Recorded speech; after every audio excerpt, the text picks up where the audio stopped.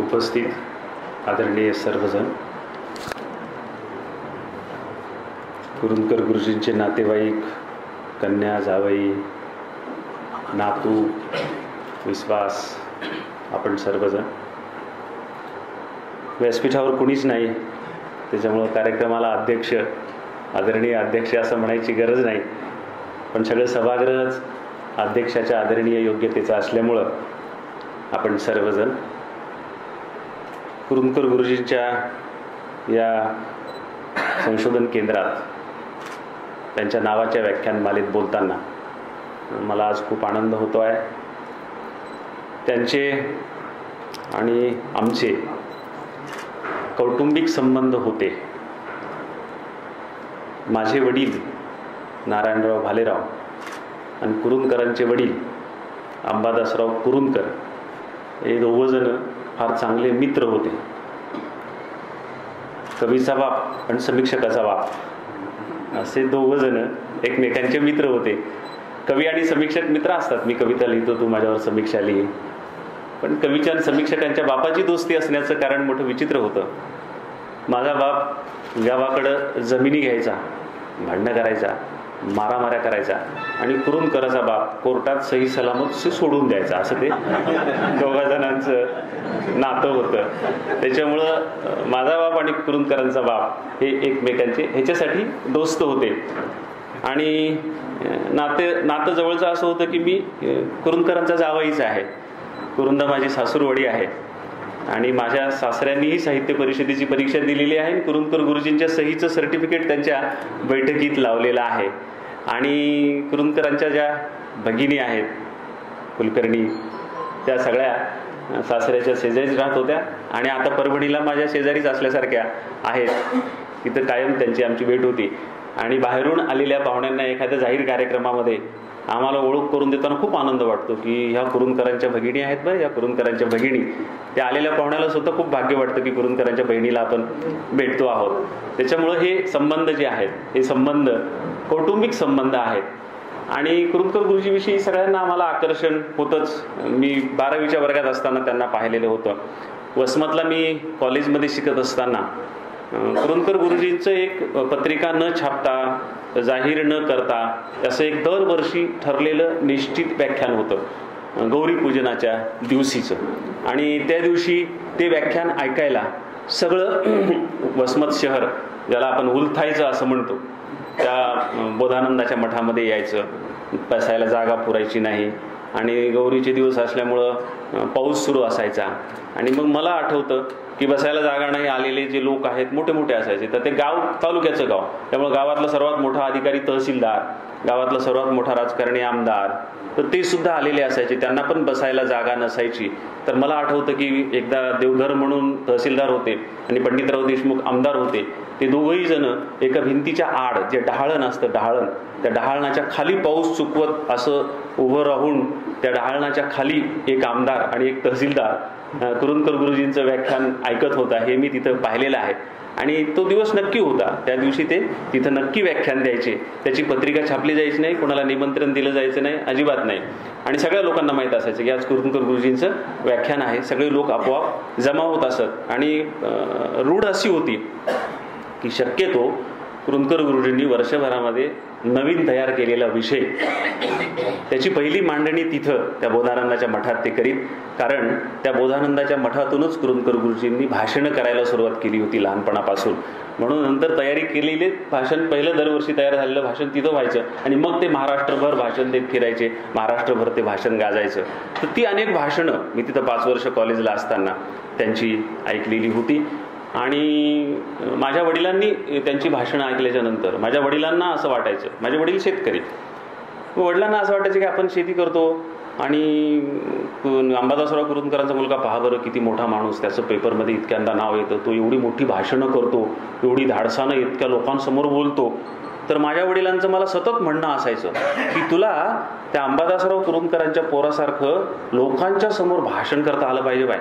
बाकी काही करका न कर, पण तुला लोकांच्या समोर भाषण करता आलं पाहिजे. मला फार आनंद होईल तुला जर असं भाषण करता आलं तर.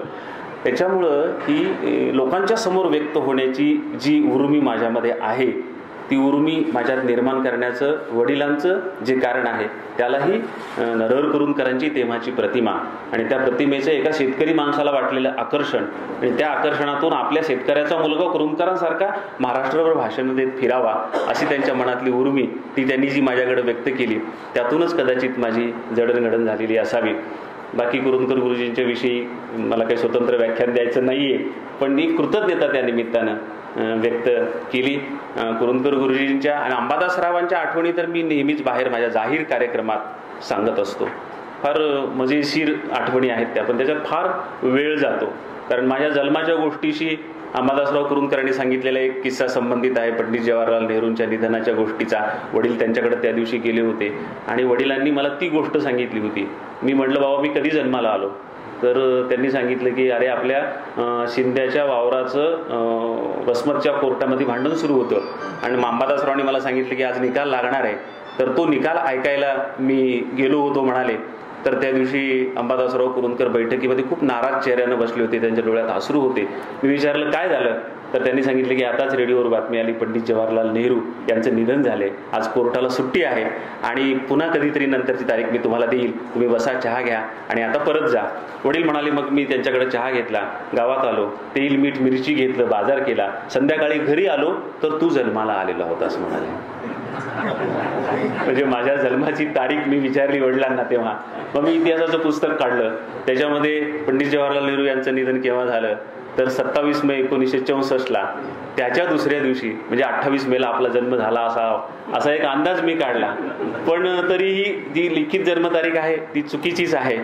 पण असे कितीतरी किस्से, म्हणजे मी तिथं मंगळवार पेठेमध्ये राहायचो, महानुभावांच्या मठात 2 रुपयाची भाड्याची खोली होती आणि तिथूनच मंगळवार पेठेच्या त्या खोलीतून पलीकडच्या ब्राह्मण गल्लीतून कोर्टाला जाताना शक्यतो मधला मार्ग म्हणून त्या मंगळवार पेठेच्या कट्ट्यातून अंबादासराव आमच्या खोली समोरून जायचे कोर्टाकडे, कधी कधी अधूनमधून ते दिसायचे. तर त्याचेही काही किस्से आहेत, पण ते सगळे किस्से मी सांगत बसत नाही कारण त्याच्यात फार वेळ जाईल. कधीतरी स्वतंत्र ते किस्से सांगायला पण मी इथं मुद्दाम येईल. आज शेती, शेतकरी आणि साहित्य हा विषय मी घेतलेला आहे आणि त्या विषयाच्या संदर्भात मी तुमच्या समोर बोलणार आहे. हा विषय फारच मोठा आहे.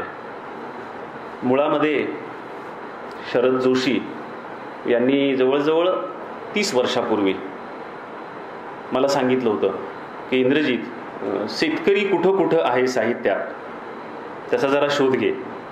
आणि मग मी शोध घ्यायला सुरुवात केली आणि त्यातला जो शोध मला लागला तर मी शरद जोशींना दाखवलं. ते म्हणाले तू याचा कार्यक्रम करू शकतोस का? म्हटलं हो. मग श्रीकांत उमरीकर आणि मी आम्ही शेतकरी संघटनेच्या एका आदिवासींना लाखो लोकांच्या समोर त्या कवितांचं प्रेझेंटेशन केलं. वेदा आधीपासून ते आत्तापर्यंतचा शेतकरी साहित्यात कुठं कुठं कसा कसा आलेला आहे. मग त्याचे अनेक कार्यक्रम झाले. दपम जोशीने हैदराबादला बागलिंगमपल्लीला जे सुंदरय्या भवन आहे तिथे एक तिकीट लावून तो आमचा कार्यक्रम ठेवला होता हैदराबादला साहित्य परिषदेच्या पंचधारेच्या मदतीसाठी. तिथं आमचा मग कार्यक्रम झाला तो. त्याच्यानंतर भारत इतिहास संशोधन मंडळात पुण्याला तिथं पण तो कार्यक्रम झाला आमचा. त्याच्यानंतर मुंबईला पण एकदा आमचा कार्यक्रम झाला. कर्नाटकमध्ये गुलबर्ग्याला एकदा आमचा तो कार्यक्रम झाला आणि महाराष्ट्रात अनेक ठिकाणी आम्ही तो कार्यक्रम केला. पण आम्हाला मग नंतर ते कार्यक्रम करणं शक्य होत नव्हतं आणि नंतर मला लोकसत्तेनं एक सदर लिहायची संधी दिली. मराठवाड्यातून पहिल्यांदा जेव्हा लोकसत्तेची आवृत्ती सुरू झाली तेव्हा, तर त्या सदरामध्ये मी त्या सगळ्या माझ्या जवळच्या मॅटरवर वर्षभर लेख लिहिले आणि त्याचं तिफन साज नावाचं पुस्तक प्रकाशित झालं. आणि मग ते पुस्तक बरंच गाजलं. सदराचं पुस्तक असूनही ते सोलापूर विद्यापीठानं अभ्यासाला लावलं. त्याच्या अनेक आवृत्त्या झाल्या, लोकांना ते आवडायला लागलं. पण ते काही परिपूर्ण संशोधन नव्हतं माझं शरद जोशींनी दिलेल्या त्या दिग्दर्शनानुसार. आणखी आपण खूप काही शोधलं पाहिजे असं मला वाटलं आणि मग आणखी मी खूप काही शोधलं. पण मला सुरुवातीला वृत्तपत्रामध्ये 300 शब्दांची मर्यादा होती, लेख छोटा लिहायचा होता म्हणून 300 शब्दामध्ये ते सगळे लेख मी बसवले होते. पण आता मला ती मर्यादा नव्हती. त्याच्यामुळे आता जवळजवळ 30-40 पानांचा एक लेख अशा प्रकारचे दीर्घ लेख मी लिहायला सुरुवात केली. त्यातला शेवटचा लेख लिहिणं बसवेश्वरांच्या वचन साहित्यामधली शेती तो माझा सुरू आहे. याच्या आधी मी जो लेख लिहिला तो अंतर्नाथच्या चालू अंकात या महिन्याच्या अंकामध्ये गाथा सप्तशती मधला जो शेतकरी आहे त्याच्यावरचा दीर्घ लेख अंतर्नाथच्या चालू अंकात आलेला आहे. त्याच्या आधीच्या समाज प्रबोधन पत्रिकेच्या अंकात सुद्धा एक लेख आलेला होता. अक्षर वाङ्मयमध्ये काही लेख आलेले आहेत आणि तो दीर्घ लेखांचा संग्रह आहे. त्याचं शेती, शेतकरी आणि साहित्य असं पुस्तक आता येत आहे. आणि हे लिहूनही माझ्या असं लक्षात आलं की अजूनही विषय परिपूर्ण झालेला नाही, आणखी एक ग्रंथ होऊ शकतो. म्हणजे जवळजवळ हा 3 ग्रंथांचा पसारा आहे. पहिला तिफण 7चा, दुसरा शेती शेतकरी आणि साहित्य, आणि पुढं चालून माझं आताचं पुढचं जे संशोधन असणार आहे, या विषयाची मांडणी असणार आहे, ती इतिहास काळामध्ये शेतीची व्यवस्था कोणकोणत्या राज्यात कशी कशी होती, शेतीची सुरुवात कशी झाली, ते तर मी तिफण 7मध्ये थोड्याफार प्रमाणात ललित अंगानं लिहिलेलंच आहे. पण त्याची सगळी शास्त्रशुद्ध माहिती जी आहे ती माहिती गोळा करून प्रत्येक राजवटीमध्ये जमीन व्यवस्था, महसूल व्यवस्था कशी होती, तांत्रिक विषय आहे, पण मला तो इंटरेस्टिंग वाटला माझ्यासाठी. नाहीतरी हा बाकीचाही शेतीचा शोध घेणं हा तांत्रिकच विषय होता, पण मी मध्ये जात गेलो आणि मला तो इंटरेस्टिंग वाटत गेला आणि मी ते लिहित गेलो. लोक वाचत गेले, त्यांना पण तो इंटरेस्टिंग वाटत गेला. पुस्तक आलं, ते पण इंटरेस्टिंग वाटत गेलं, अभ्यासाला लागलं. म्हणून म्हटलं चला, लोकांना पण हा विषय आवडतो आहे, म्हणून त्याच्यात जास्तीत जास्त खोलात जाण्याचा प्रयत्न मी केला. त्यातून तयार झालेलं हे माझा जो विषय आहे तो विषय, अलीकडे मी तुम्हाला सांगितल्याप्रमाणे श्रीकांत सोबत नसतो, कवितेचं सादरीकरण आम्ही करत नाही, पण हे एकटा मी त्यावरचं व्याख्यान जे आहे ते व्याख्यान देत असतो. आपण पाहतो की आपलं सध्याचं जे युग आहे हे गेल्या 30 वर्षापासून संगणकाचं आणि सायबर युग ज्याला म्हणतो आपण ते युग आहे. त्याच्या आधी 300 वर्ष हे आपण पाहतो की यंत्रयुग होतं, उद्योगाचं युग म्हणतो आपण त्याला. त्याच्या आधी जे होतं ते शेतीचं युग होतं, ते जवळजवळ 5000 वर्ष होतं. 5000 वर्ष शेतीयुग होतं. आणि त्याच्या आधी 5000 वर्ष माणूस पशुपालन करून जगत होता. आणि त्याच्या आधी जवळजवळ 35 लाख वर्ष शिकार आणि फलशोधन त्याला आपण म्हणतो, झाडावरची फळं खाऊन आणि प्राणी मारून खाणं, एवढाच गोष्टीनं तो 35 लाख वर्ष त्याचा हाच उद्योग होता की झाडावरचं फळ तोडून खायचं, नाही तर एखादा प्राणी मारून खायचा, असं त्याची ती जगण्याची पद्धती होती. त्याच्यानंतर मग पशुपालन म्हणजे प्राणी पाळून त्याचं दूध हे खाणं सुरू झालं. आणि नंतर मग शेतीचं जे युग आहे ते शेतीचं युग सुरू झालं. पांडुरंग शास्त्री आठवले यांनी फार सुंदर पद्धतीनं या युगांतराचं वर्णन केलेलं आहे, सुंदर शब्दामध्ये केलेलं आहे. म्हणजे माणूस शिकार करून जो खात होता त्याच्यानंतरचं जे शेतीयुग झालं त्याचं वर्णन पांडुरंग शास्त्रीने आठवण केलेलं आहे की मारून खाण्याच्या ऐवजी माणसानं पेरून खायला सुरुवात केली, तिथून माणसाच्या संस्कृतीची सुरुवात झाली, असं पांडुरंग शास्त्री आठवले यांनी एका शब्दामध्ये या युगांतराचं जे वर्णन आहे ते वर्णन त्यांच्या साहित्यामध्ये केलेलं आहे. आणि तिथूनच संस्कृतीची ही सुरुवात झाली. हे आपल्याला माहीत आहे की आधी माणसाला वेळच नव्हता, रात्रंदिवस त्याला शिकारी मागं धावावं लागायचं, वनस्पती म्हणजे अन्नाच्या मागं धावावं लागायचं. पण शेती आल्यामुळं एकदमच अन्नधान्य उपलब्ध झालं, रिकामा वेळ मिळू लागला. त्या रिकामा वेळामध्ये मग माणसानं आपले वेगळी विकास करायला सुरुवात केली, त्याच्यातून संस्कृतीचा विकास झाला हे आपल्याला माहीत आहे. आता शेतीची सुरुवात कशी झाली त्याच्याविषयीच्या अनेक कथा ज्या आहेत त्या कथा आपल्याला पुराणात पाहायला मिळतात, लोकजीवनात पाहायला मिळतात, काही ग्रंथामधून पाहायला मिळतात. माणसानं शेती करायला कशी सुरुवात केली त्याच्यामध्ये एक महादेवाची कथा आहे, महादेव आणि पार्वती. तर हे महादेव आणि पार्वती तुम्हाला माहीत आहेत की हे शेतकऱ्यावर कणव करणारे देव आहेत. त्यांच्या अनेक कथा आहेत की महादेव आणि पार्वतीवरून आभाळातून नंदीवर बसून चालले होते आणि मग त्यांना खाली शेतकऱ्याचं दुःख दिसलं. त्याच्या अनेक कथा आहेत. त्याच्यापैकी एक कथा सुरुवातीची अशी आहे की महादेव आणि पार्वती नंदीवर बसून आभाळातून चालले होते आणि पार्वतीनं खाली पाहिलं तर एक माणूस काहीतरी काटूक घेऊन जमीन उकरत होता घामाघूम होऊन. तर मग पार्वती म्हणाली की देवा, हा माणूस फारच परेशान दिसायला आहे, त्याची काय अडचण आहे, आपण त्याला जाऊन विचारूयात. मग महादेव आणि पार्वती त्या माणसाजवळ उतरले आणि त्याला विचारले की काय करतो आहेस तू. तर मग तो माणूस म्हणाला की मी शेती करतो आहे, मला इथं बी पेरायचे, त्याच्यासाठी माती उकरीत आहे मी. तर ते म्हणाले अरे असं काटूक घेऊन माती तू किती वेळ उकरणार आहेस, मग मी काय करू म्हणाला तो. तर मग पार्वती म्हणाली महादेवाला की देवा, तुमच्या हातातला जो त्रिशूळ आहे तो त्रिशूळ त्याला देऊन टाका ना. आणि मग तो त्या त्रिशूळानं ती माती उकरील आणि मग त्यानं तो त्रिशूळ जो होता ते त्रिशूळ घेतला, तो उलटा केला, त्या त्रिशूळाची तिफण झाली, 3 फण झाले. अशी जी कथा आहे ती कथा शेतीच्या सुरुवातीची सांगितली जाते. आणि महादेवानं यंत्र दिलं शेतकऱ्याच्या हाती शेती करायला.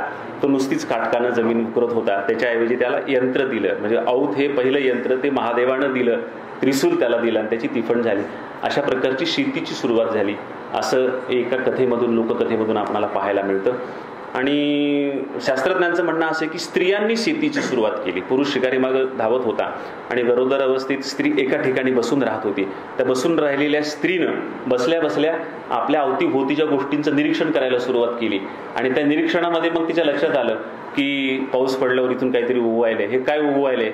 तर अपूर्ण उगवलेल्यामध्ये तिच्या लक्षात आलं की हे या अमुक वनस्पतीचं बी आहे.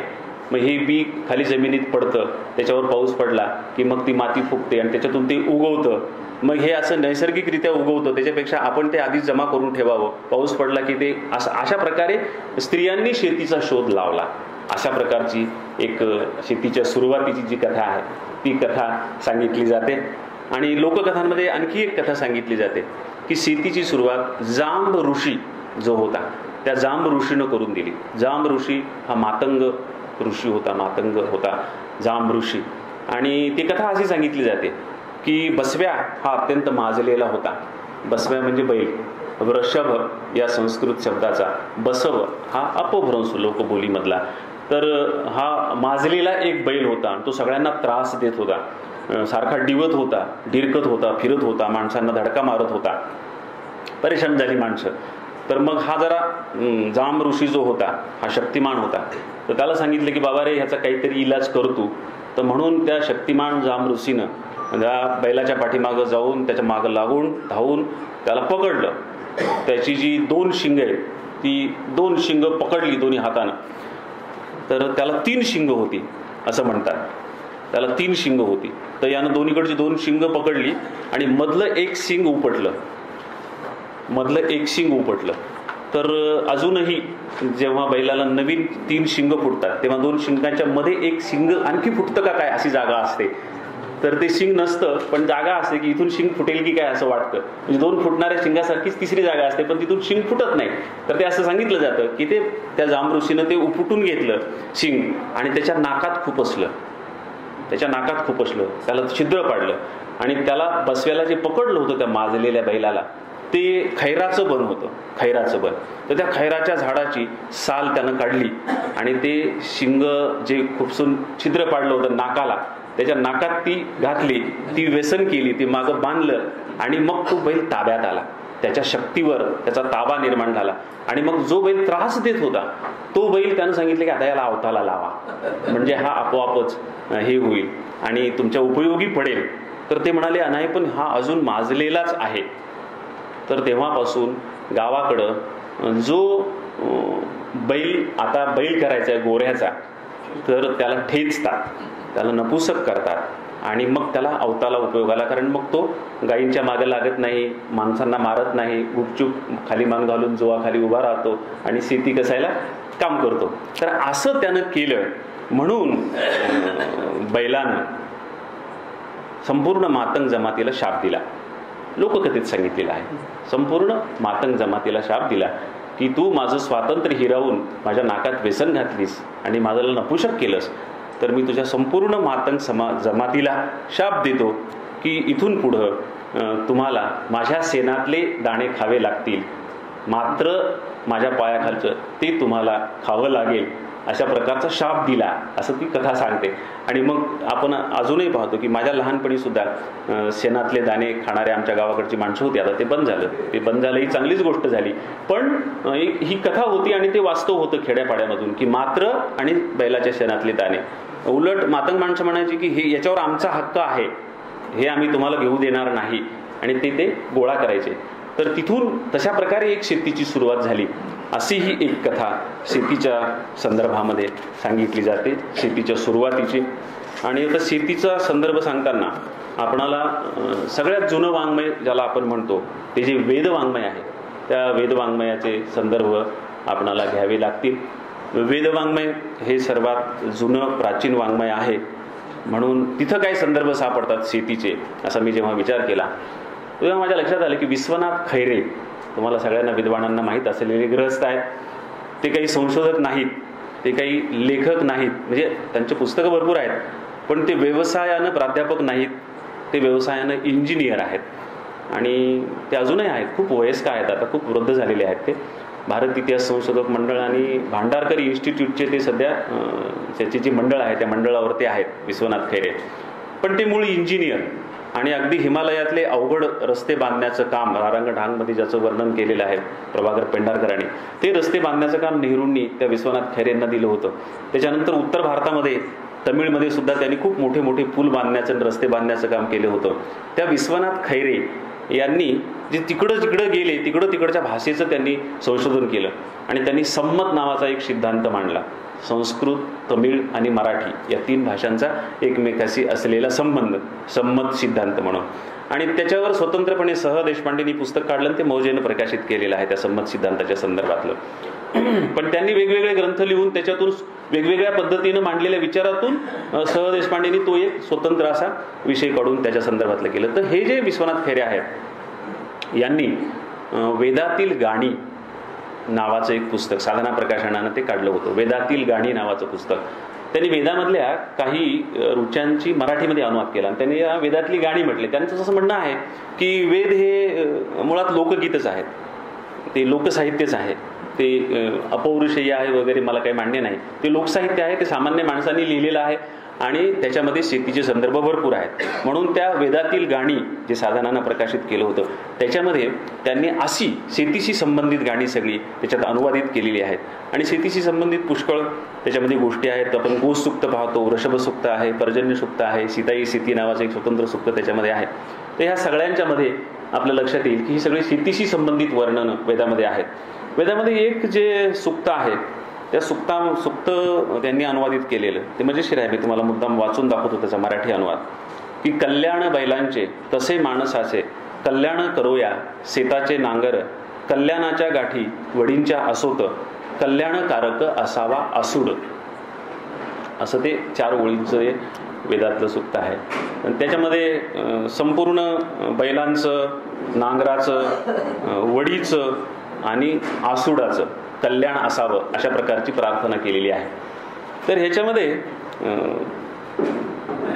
वडी असा शब्द आलेला आहे, वडींचा. नमस्कार. कल्याणाच्या गाठी वडींच्या असोत असं म्हटलेलं आहे. तर वडी म्हणजे काय, तर वडी म्हणजे ज्याला आपण जुपण म्हणतो, जुपण त्याला येठण म्हणतात सगळे, औत झुपायची दोरी जुपण ती. तर त्या येठणाची जुपणाची गाठ कल्याणाची असू दे अशी प्रार्थना का केली असावी.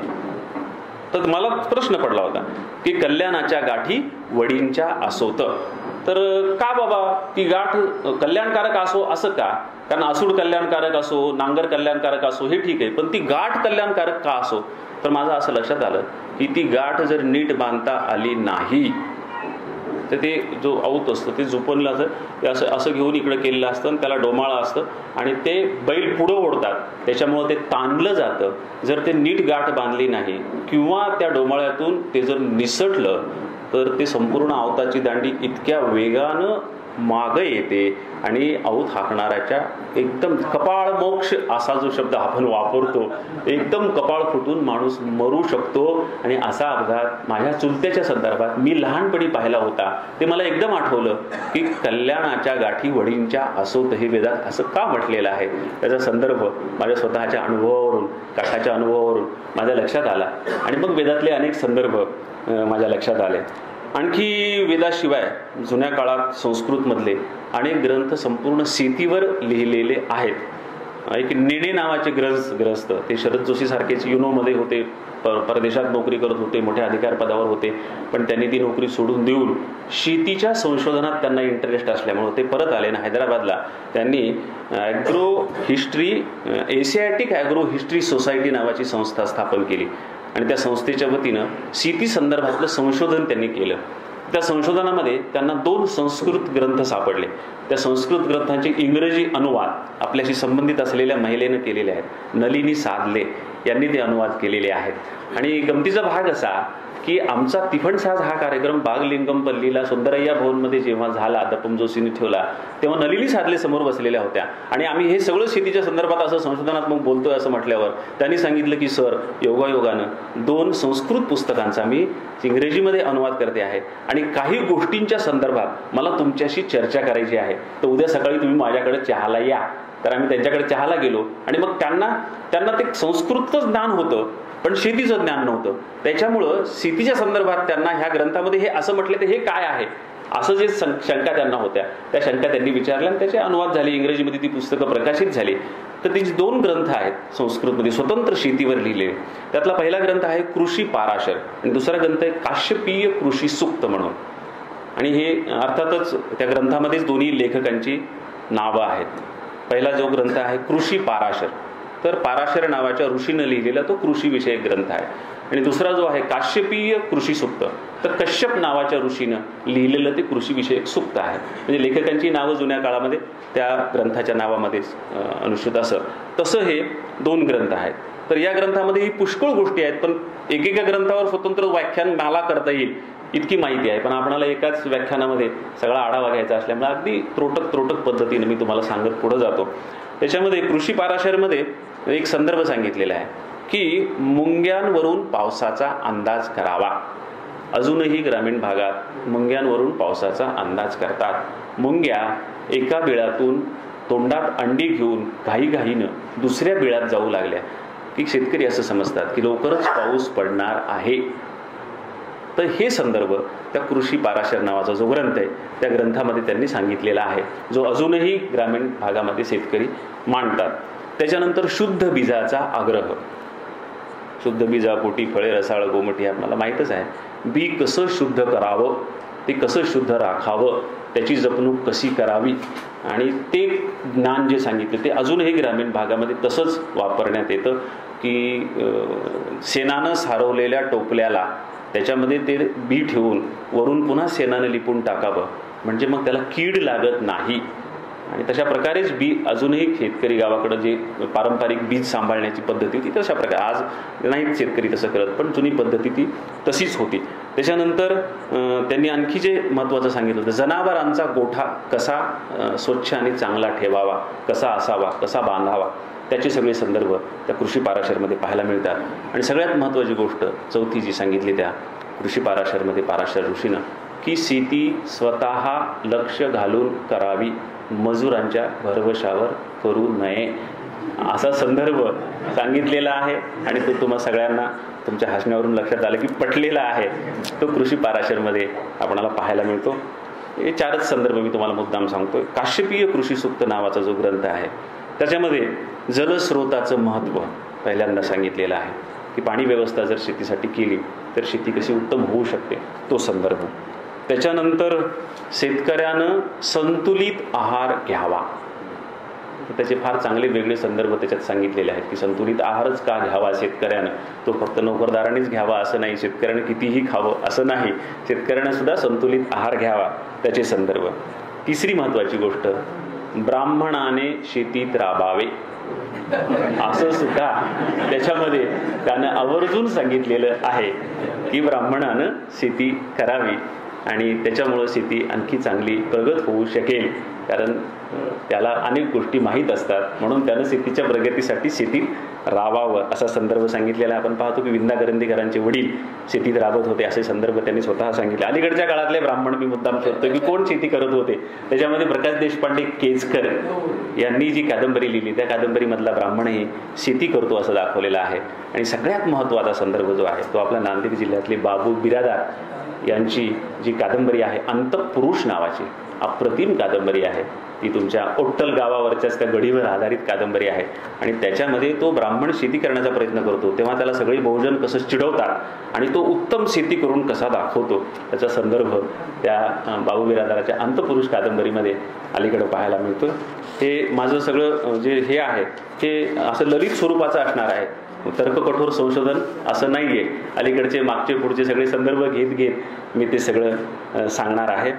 त्यानंतर तमिळ भाषेमधला एक ग्रंथ आहे कुरुल नावाचा, संत तिरुवल्लुवर या माणसाचा कुरुल नावाचा ग्रंथ. अलीकडे या ग्रंथाचे अनेक अनुवाद झाले, पण या ग्रंथाचा पहिला अनुवाद 1925 साली साने गुरुजींनी केला होता आणि तो कॉन्टिनेंटल प्रकाशनानं प्रकाशित केला होता. फार कमी किमतीमध्ये 250 रुपयात वगैरे तेव्हा तो उपलब्ध असायचा. त्या ग्रंथाला साने गुरुजींनी 35 पानांची प्रस्तावना लिहिलेली आहे. त्या प्रस्तावनेमध्ये संपूर्ण तामिळनाडू प्रदेश, तिथली संस्कृती आणि तो जो तिरुवल्लुवर होता त्याची इतकी सुंदर माहिती साने गुरुजींनी सांगितलेली आहे. त्या 35 पानात सगळं तुम्हाला ते कळून येतं.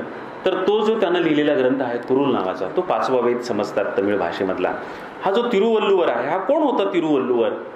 तर त्याच्यासाठी तुम्हाला पुन्हा एक गमतीचा किस्सा मी तुम्हाला सांगतो. तुम्हाला वीरप्पन माहीत आहे?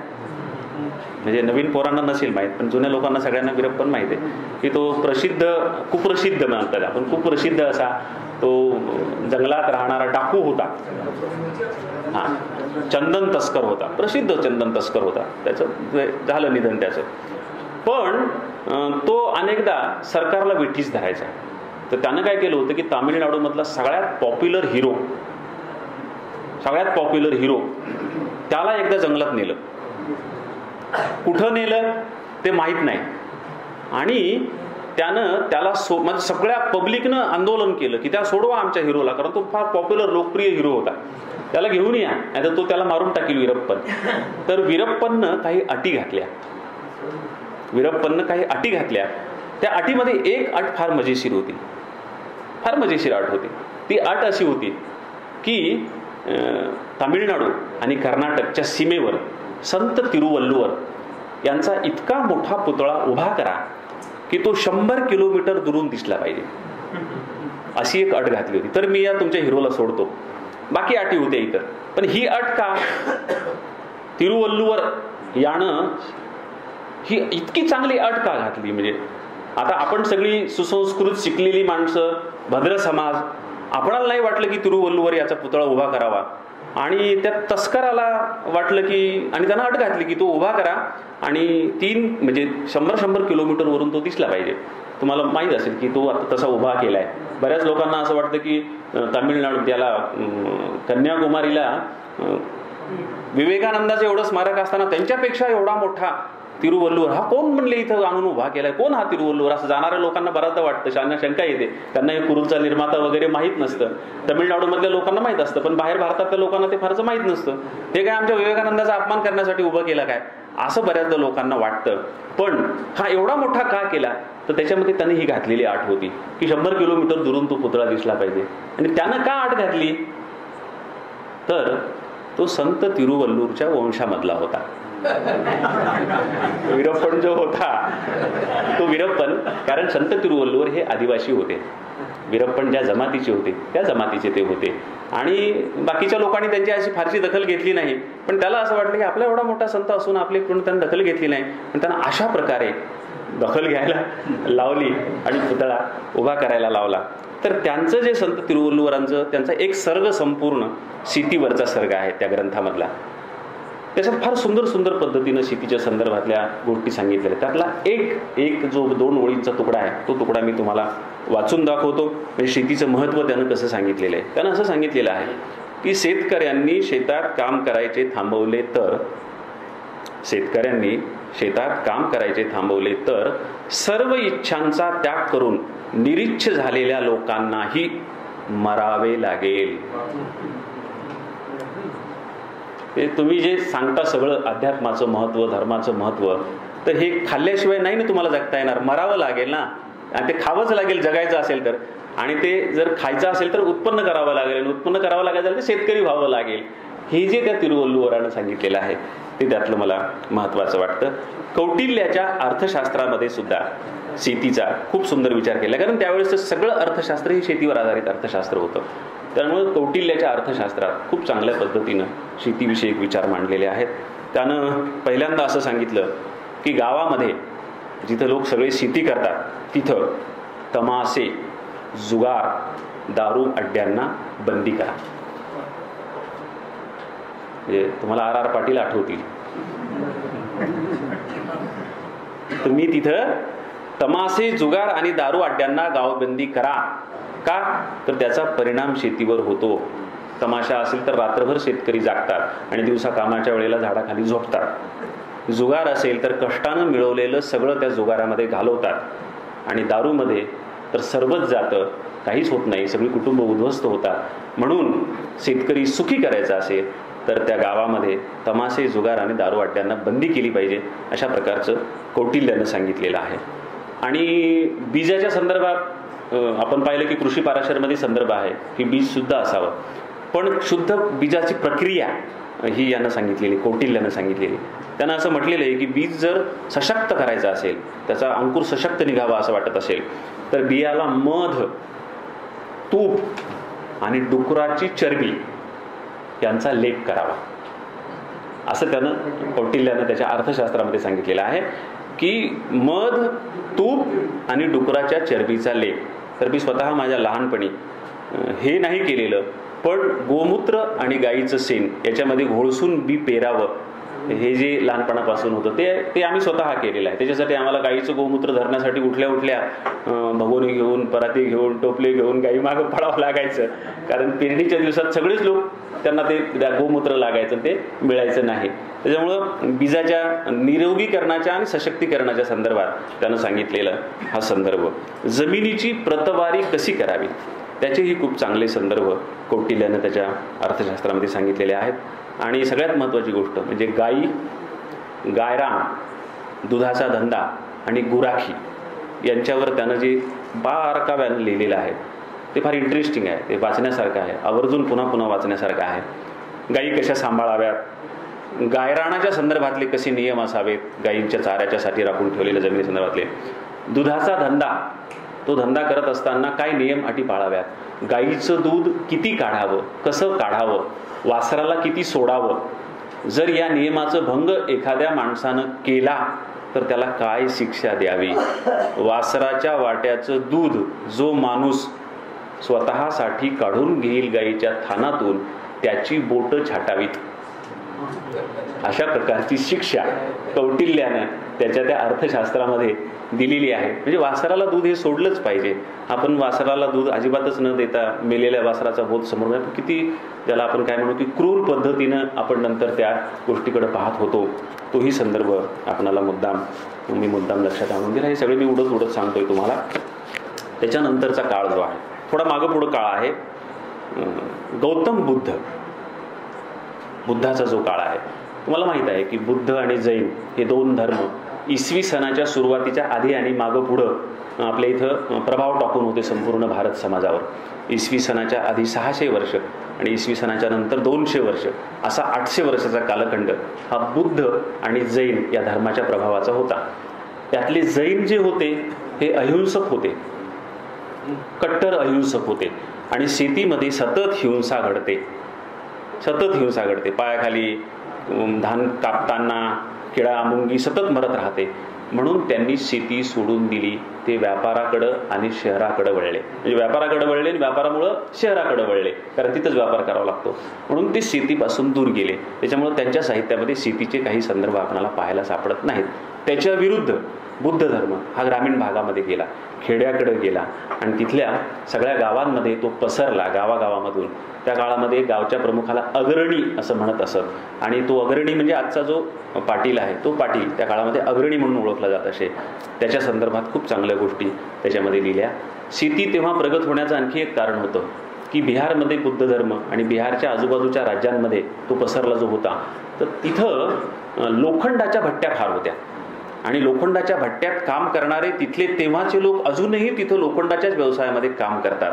म्हणून लोखंड उपलब्ध झालं आणि बुद्धाच्या काळात हिंसा नसल्यामुळं ते लोखंड शस्त्र बनवण्याच्या ऐवजी नांगर, औत, पास याच्यासाठी उपलब्ध होऊ लागलं आणि म्हणून शेतीसाठी साधनं उपलब्ध होण्यासाठी लोखंड जास्त मोठ्या प्रमाणामध्ये बुद्धाच्या काळात उपलब्ध होऊ लागलं.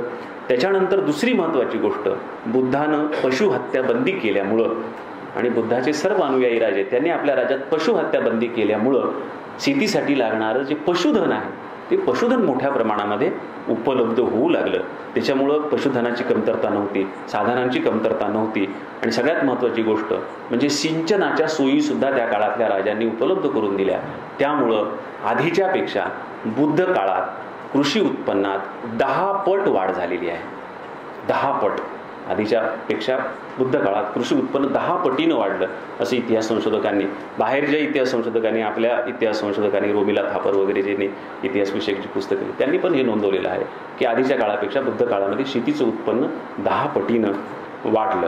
आणि तुम्हाला हे माहीतच आहे की स्वतः गौतम बुद्ध आणि त्याचे वडील शेतकरी होते, शेतीच करत होते.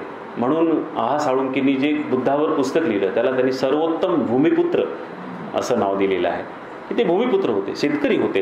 आणि हलोत्सव नावाचा एक स्वतंत्र उत्सव म्हणजे नांगराचा उत्सव हलोत्सव, नांगराचा उत्सव, असा स्वतंत्र उत्सव बुद्धाच्या काळामध्ये होत असे. म्हणजे शेतीचा उत्सव, नांगराच्या सुरुवातीचा उत्सव.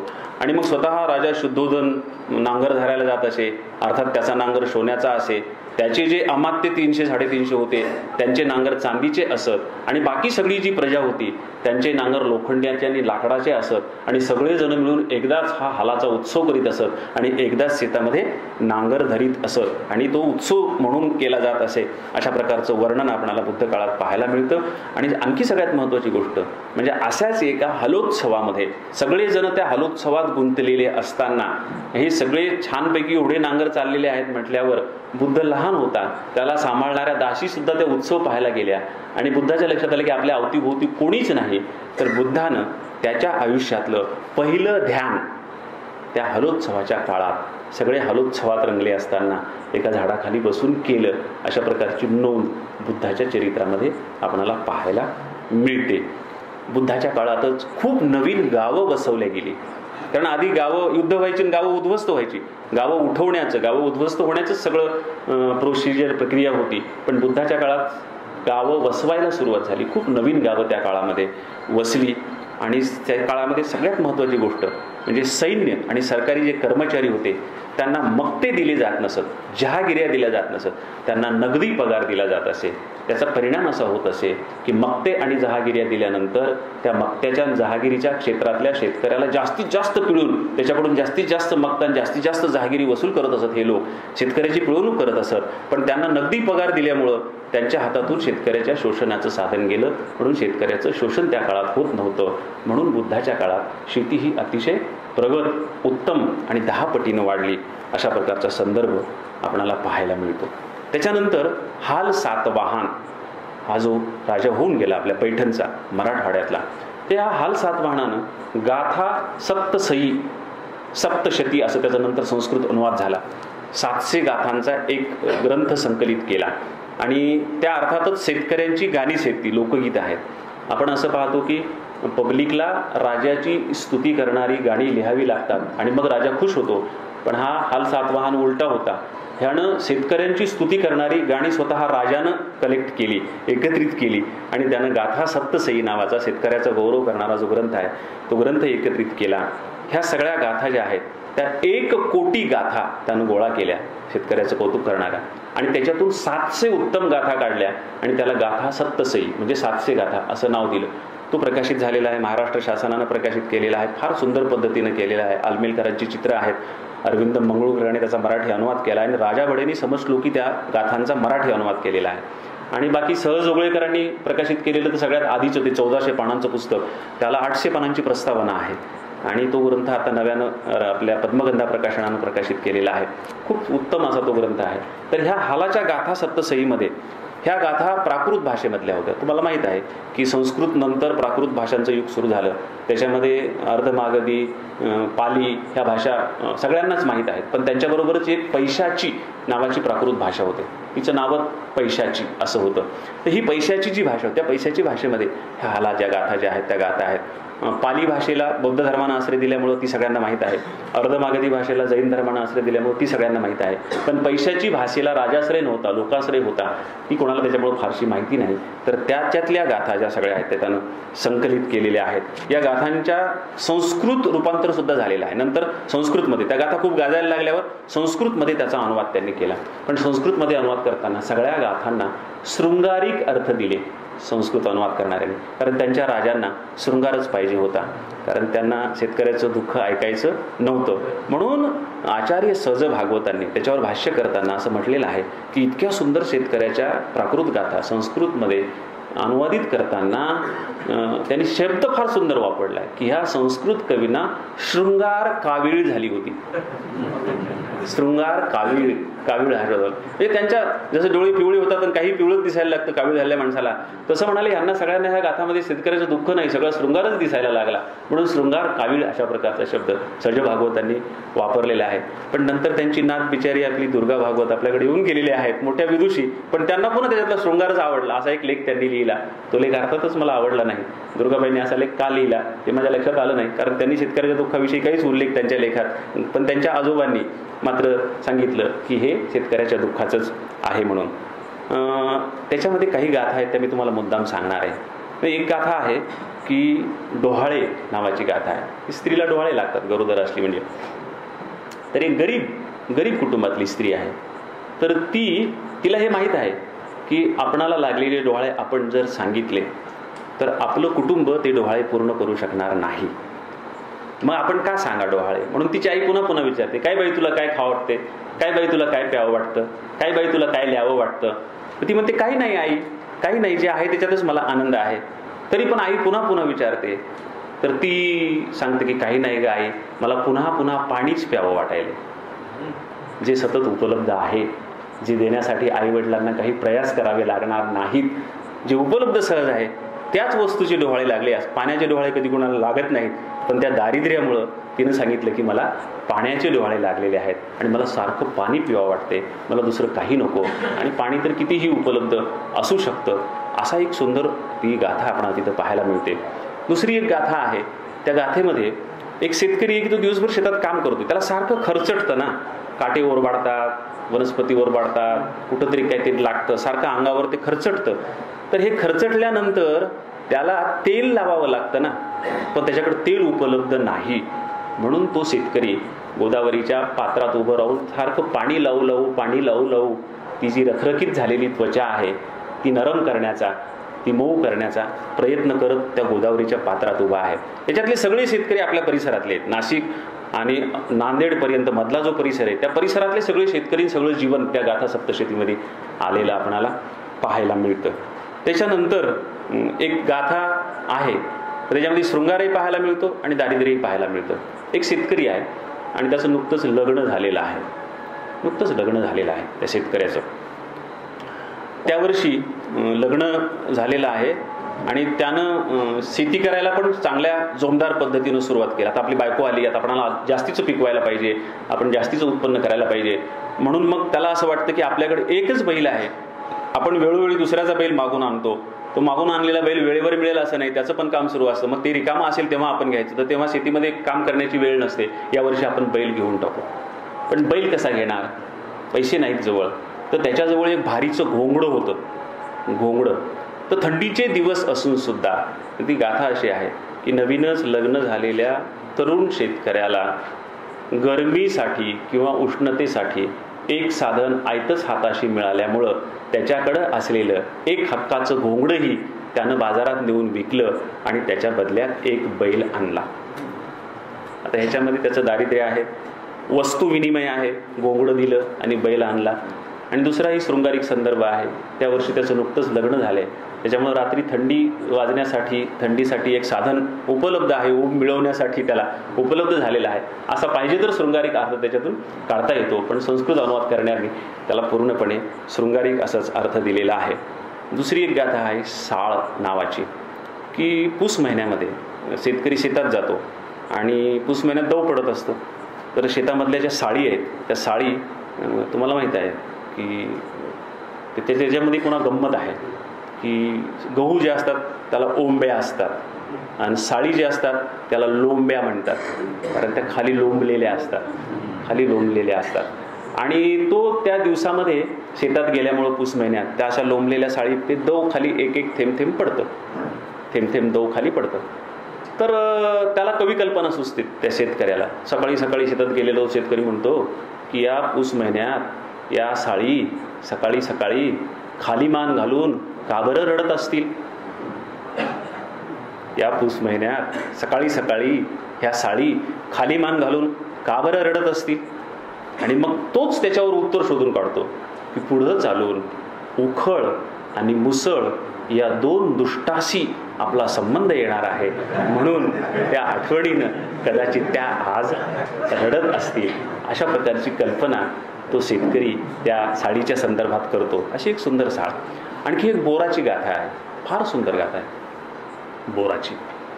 एक शेतकरी शेतात दिवसभर थकतो आणि संध्याकाळी घरी येतो. घरी आल्यानंतर त्याची बायको त्याला दारातच थांबवते, थांबा. तो म्हणतो अगं मी थकलेला आहे, मला येऊ दे, हातपाय धुवू दे, मला गरम गरम जेवायला दे. आणि मग नाही मी तुम्हाला एक महत्त्वाची गोष्ट सांगणार आहे, तुम्ही घरात येऊ नका, थांबा, इथंच थांबा. थांबतो तो. ती घरात जाते आणि काहीतरी उचलून देवाऱ्यावरून आणते आणि त्याला दाखवते. तो म्हणतो काय पागल आहेस तू, हातात बोर असतं तिच्या. मी बोर कधी पाहिलं नाही काय, मला बोर दाखवायलीस, मला कशाला बोर दाखवायलीस, दिवसभर शेतात हेच पाहतो ना मी. नाही हो, नीट पहा म्हणली. काय नीट पहा, तो असं जवळ घेऊन पाहतो, त्याच्यावर असे 2 बारीक टोचण्या दिसतात त्याला, काहीतरी टोचलेलं. काय आहे, काहीतरी टोचलेलं दिसायला म्हणाला. अहो नाही हो, आपल्या बाळाला आलेल्या दाताच्या पहिल्या खुणा बाळानं या बोरावर उमटवलेल्या होत्या, म्हणून मी ते बोर देव्हाऱ्यावर ठेवलेलं होतं, ते मला आज तुम्हाला दाखवायचं होतं, म्हणून मी ते बोर तुम्हाला दाखवत आहे. अशा प्रकारची ती गाथा.